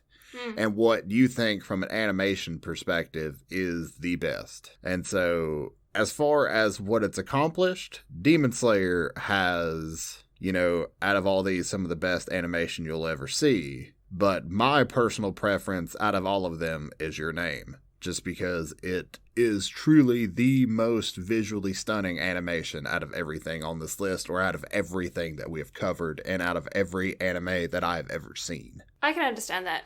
For me, for the history, I'm going Totoro. But does the history technically put it as best animation, though? I think so, because the animation that it was shaped animation from everything to this day. If you didn't have Totoro and you didn't have Studio Ghibli the way that it once was, you wouldn't have current animation now. You wouldn't have Shinkai. But is it Totoro itself, or is it Studio Ghibli? I think a lot of it is Totoro, because I feel like Totoro and Spirited Away are the two that come to people's minds, but here in North America especially, I feel like Totoro is even more known than Spirited Away. You see, I think it's another situation of Spirited Away, like we talked about earlier, in that there's so much from Totoro that is plastered everywhere. The soot sprites, especially, are just one of those that's just, like, you just can't unsee them. Like, soot sprites are everywhere. I have a Totoro music box. But again, it's another situation like No Face of, I feel like it's very well known, but could you truly place it to that one other than Totoro himself? I don't know. For me, I see those stills, and yeah, I feel like Totoro just takes the cake for me. It's one of those really odd situations of, I see where you're coming from, but this is one of those, again, we'll have to agree to disagree. I think we will.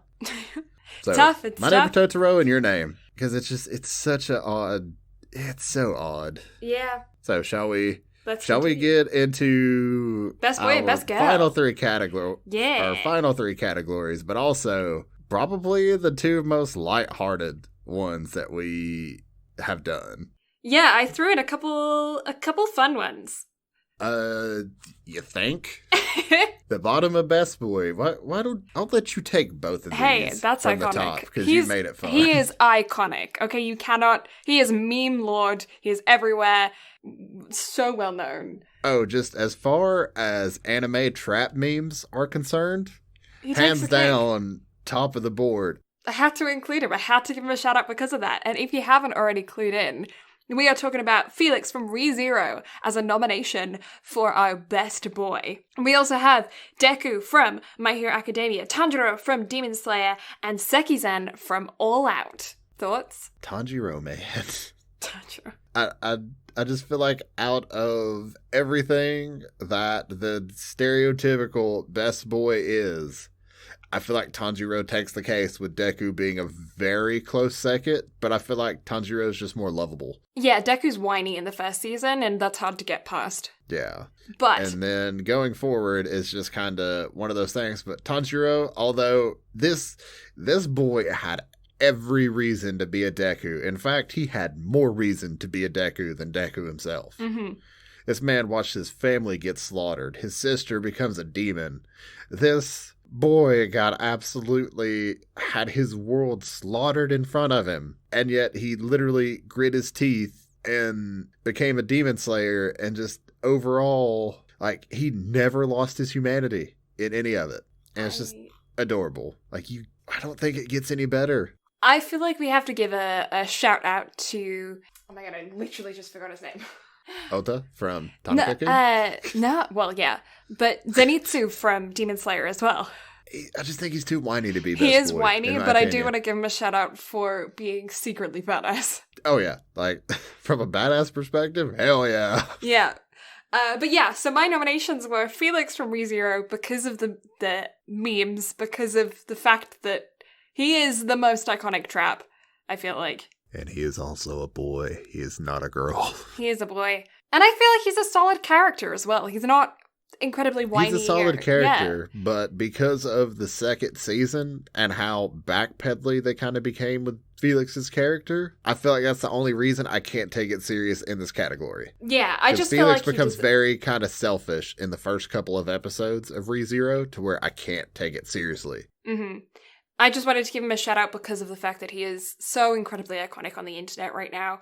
And he has good fashion. Agreed. Maid cat girl, that ticks all the boxes for a certain friend of ours. Very true. Yeah, no, he's got good fashion. I wanted to give him a shout out. And he is, very iconically known as a trap, but I feel like we need to normalize that as well. Also, just tad political. Agreed. But yeah. You know. And then Segazan from All Out because he's so stinking cute. I can agree. For being the captain of a rugby team and then wearing pink Sakura t-shirts and being so incredibly buff and then trying to hype up all of his teammates and then getting all squishy, he's adorable. Yeah, he's another good shout. Yeah, I had to give him but a again, shout out. I can't look at Sekizan and be like, best boy, best man, on the other hand. Best man.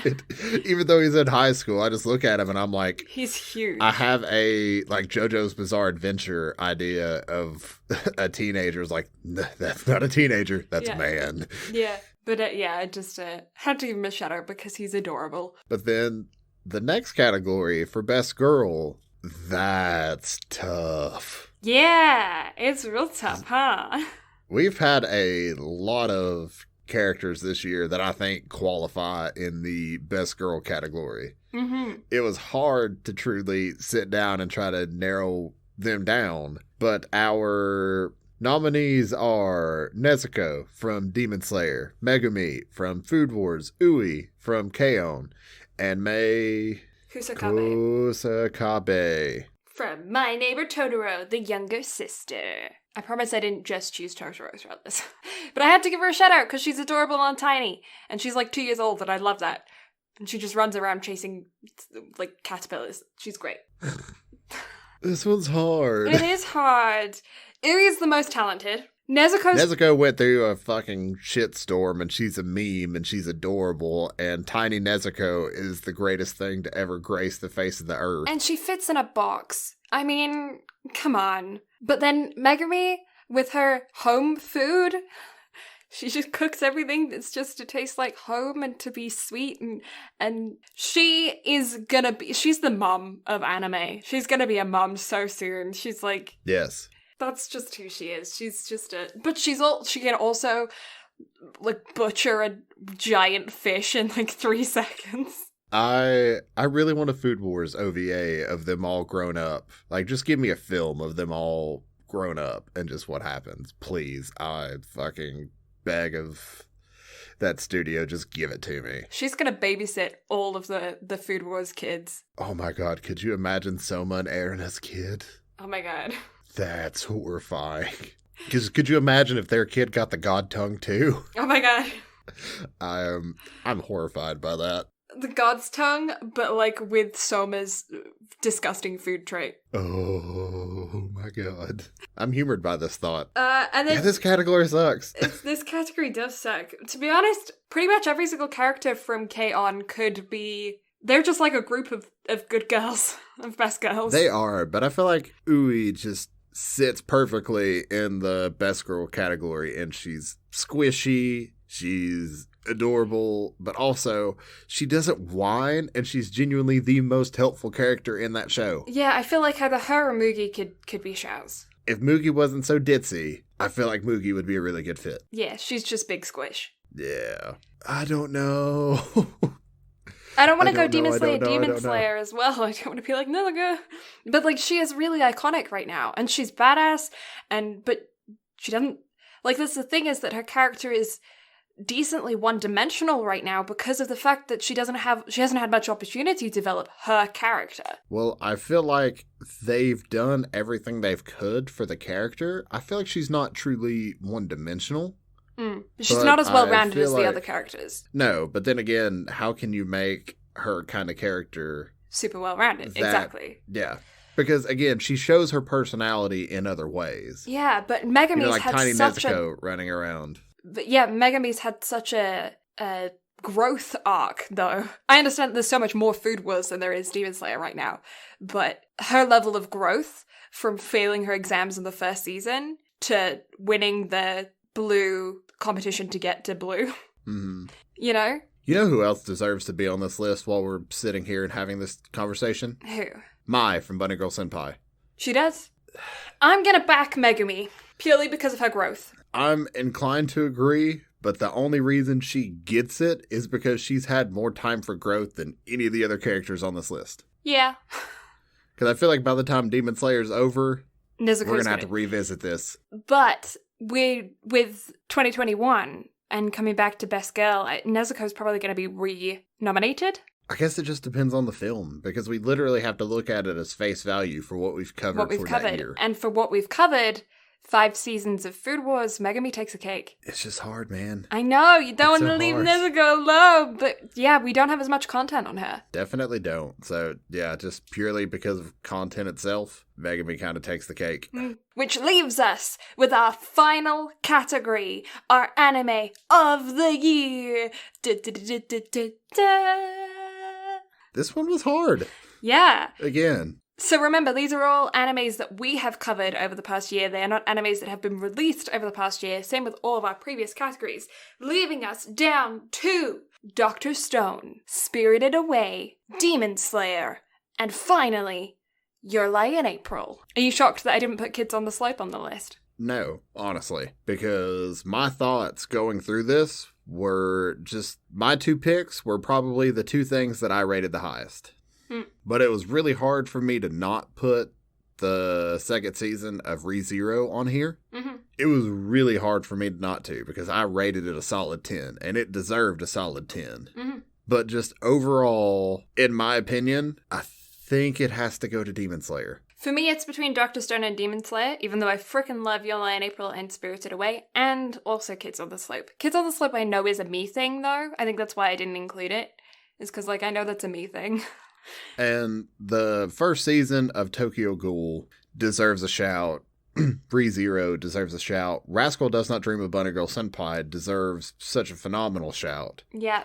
There's so much stuff that we've covered this year that's been incredible, that you and I handpicked to kind of go in here that either you or I had previously seen, and we both rated it incredibly high. Yeah, Food Wars deserves a shout. Tanaka-kun Is Always Listless deserves a shout, even though that won its category. It's really hard to choose overall anime of the year, but I think when it comes down to it, Demon Slayer just does take the cake because of the huge pop cultural impact, because of the hype surrounding it, because of the craziness of what the movie's doing. You can't deny the statistics. You can't deny it. And just overall, it just, you know what this does? This spoils our top pick for next week's episode as well. Whenever it comes right down to it. Yeah. But it's the following ones underneath it are going to be really tricky. Yeah, that's going to be a conversation. Yeah. But overall, Demon Slayer just has to take anime of the year. I'm intrigued to figure out which one we're going to decide is the worst anime of the year. I already know where I'm going. I already know where you're going too, but I'm going to see if I can persuade you to something else. You're going to owe me one if you think you can persuade me. There's a couple of things in there that we've watched that are... Well, there's one thing we watched that we tried to watch that we never even finished and didn't even make an episode on because it was so bad. You know what? That can be honorary number 45. Yeah. Because it was so shitty, I refused to cover it. Yep. Yeah. So, I'm surprised you didn't include that as one of your joke picks somewhere. Honestly. Yeah, no, there's some things that we've covered that have not been so great. But yeah, our anime of the year, it feels like it kind of goes past our personal choice, you know? It really does, but also I truly do think from a personal choice, if you get rid of everything else, just out of everything that we've covered this year and the amount of hype and everything that we've went into stuff watching, Demon Slayer just has to take it. Demon Slayer is one of those ones that I'd watch again just for funsies, and that's really hard because a lot of, like, you guys know I don't watch stuff over and over again. Demon Slayer and Dr. Stone are ones that I would just pick up just for funsies. Demon Slayer came out in 2019 and I've already watched it 4 times. Yeah. Demon Slayer is one of those shows that I feel like you could show anyone and get them to pick it up and watch it. My dad would hate it, but that's just my dad. My dad would love Dr. Stone, though. And again, Dr. Stone is literally in the same vein. Yeah. You could introduce that to a normie and get them hooked on anime just off of Dr. Stone. Yeah. And again, somebody that's interested in action and everything else, I truly do think either of these, if given to the right person, could, create a weeb in the making. Yeah. But purely because of the pop cultural element, because of the impact that it's had on our current anime society, Demon Slayer, it had more of an impact than Dr. Stone did. Agreed. So even before the film. 100%. So, our 2020 anime of the year, Demon Slayer. Yeah! It was so close to being anime of the year, Demon Slayer, best boy from Demon Slayer, best girl from Demon Slayer, best animation, Demon Slayer, best director, did Demon Slayer. But do you ever feel like Crunchyroll and everybody else's anime awards literally come out the same way? Yeah. Like, if something is that good, it just takes the cake across everything. It really does. And I feel like, well, it's just because, well, we all get hyped about stuff, right? And when we're hyped about it, we just want more content. I want more about it. I want to talk about it. I want to consume more. I want to make art. I want to do that's another thing as well. There's been so much fan art from Demon Slayer that's been so cool. And, like, there's Demon Slayer themed lo-fi, like, hip-hop on YouTube as well, that I listen to all the freaking time. You need to send me that playlist because I want to fucking listen to that. Yeah, I will. There's one on like each character. It's just like cool 3 hours of lo-fi hip-hop from Demon Slayer. It's sick. But then, like, there's fucking Demon Slayer Tamagotchis. Yeah, I don't know. It's hard not to choose Demon Slayer when the whole world is saying Demon Slayer. And not only that, but fuck what the rest of the world says. Demon Slayer's fucking amazing. It's really good. It's really entertaining. So, yeah, it totally deserves our anime of the year. Yeah, it does. So that wraps us up for today. So, next week, you have our just overall thoughts of everything that we've covered this year, including a ranking of everything from worst to best. Do you want to do worst to best or best to worst, considering we already know what our best is? Well, I still feel like yeah, as we get down, the anticipation's going to build. Because I feel like if we start with greatness and then get to shit, the last half of that podcast is going to be nothing but rambling, and we're going to get the fuck off topic because we don't want to talk about what we're going through. Accurate. Maybe we could leave the very last lowest bottom one to the very last and start from like 44 or something. Like I said, I know it's going to take the very bottom if we're going to cover that which did not get covered. Yeah, that's going to be interesting. However, I think that about wraps it up. It does. So, you can find the absolutely lovely Blue Lavender on Twitch. She is not streaming right now. However, she does have a Twitch channel. So you can give her a follow at twitch.tv/Blue Lavender if you want to catch up with all of her video game stuff in the future. She also has an Instagram and Twitter at Blue Lavender STM, where you can get all sorts of life updates, photo updates, bean updates whenever she decides to post them. Yeah, and if you like the voice that has accompanied me. That's the word I was looking for. I think it's because I was trying to say accomplished and then corrected to accompanied and then just got confused. I have accomplished nothing this episode, although this is probably the most I've talked in an episode before, so... Yay, talking! But yeah. I don't want to say you're welcome, because that could be a bad thing. Who knows? Can I say except you're welcome? Oh, shout out for best ED of movie history, The Breakfast Club. Just put that out there. I was thinking that when I was like, best ED of anime, and my thoughts just went to The Breakfast Club, and I was like, oh, okay. Anyways, if you like Brad, I'm sorry, I went on a ramble. You can find him on Twitch at Brad Gaming. He also has an Instagram under the same handle at Brad Gaming. And he runs our social media here on the podcast, which is BnB Anime on all platforms, on your Twitter, on your Instagram, and on your Facebook. You can find us all there. And if you like what we do here and you want to listen to more, maybe you're interested in some of the animes that we have previously covered and you want to go and give them a listen based on our rankings of all of the shows to figure out who the director is, the behind-the-scenes stuff, and episode-by-episode descriptions, as well as a more in-depth versions of our opinions, you can go and check those out on our YouTube channel at BnB Anime, where we have all of our episodes previously archived. We also have a fun, handy-dandy website with all of our archived episodes also on there, along with links to each platform to download them, and fun things on there like behind the scenes and who we are and putting face to the names and projects we're involved on, as well as friends of the podcast and a whole bunch of other stuff. You can head on over to the website www.bnbanime.com to find all of that fun stuff. Don't forget to put your rankings of the anime categories down in the comment section of the YouTube video as well if you're over there, or let us know what you think is your best anime of the year on Twitter or Instagram or wherever you want to post it, because we love to hear your guys' opinions. And yeah, we'll put the list down in the YouTube video comment section so you guys can tell us yours for all of the categories as well. Feel free to debate us and try to change our minds. Yeah, we're always down for the debate because, as we've previously said, and we will continue to say, we are not professional reviewers. We have no qualifications in this. We are literally just two idiots that like to ramble and talk about one of our favorite hobbies, which just so happens to be anime. Exactly. So, that wraps us up for this time. Next week, ranking, reviews, year-end review, all that fun stuff. Look forward to that. But until then, we'll catch y'all next time. Bye-bye!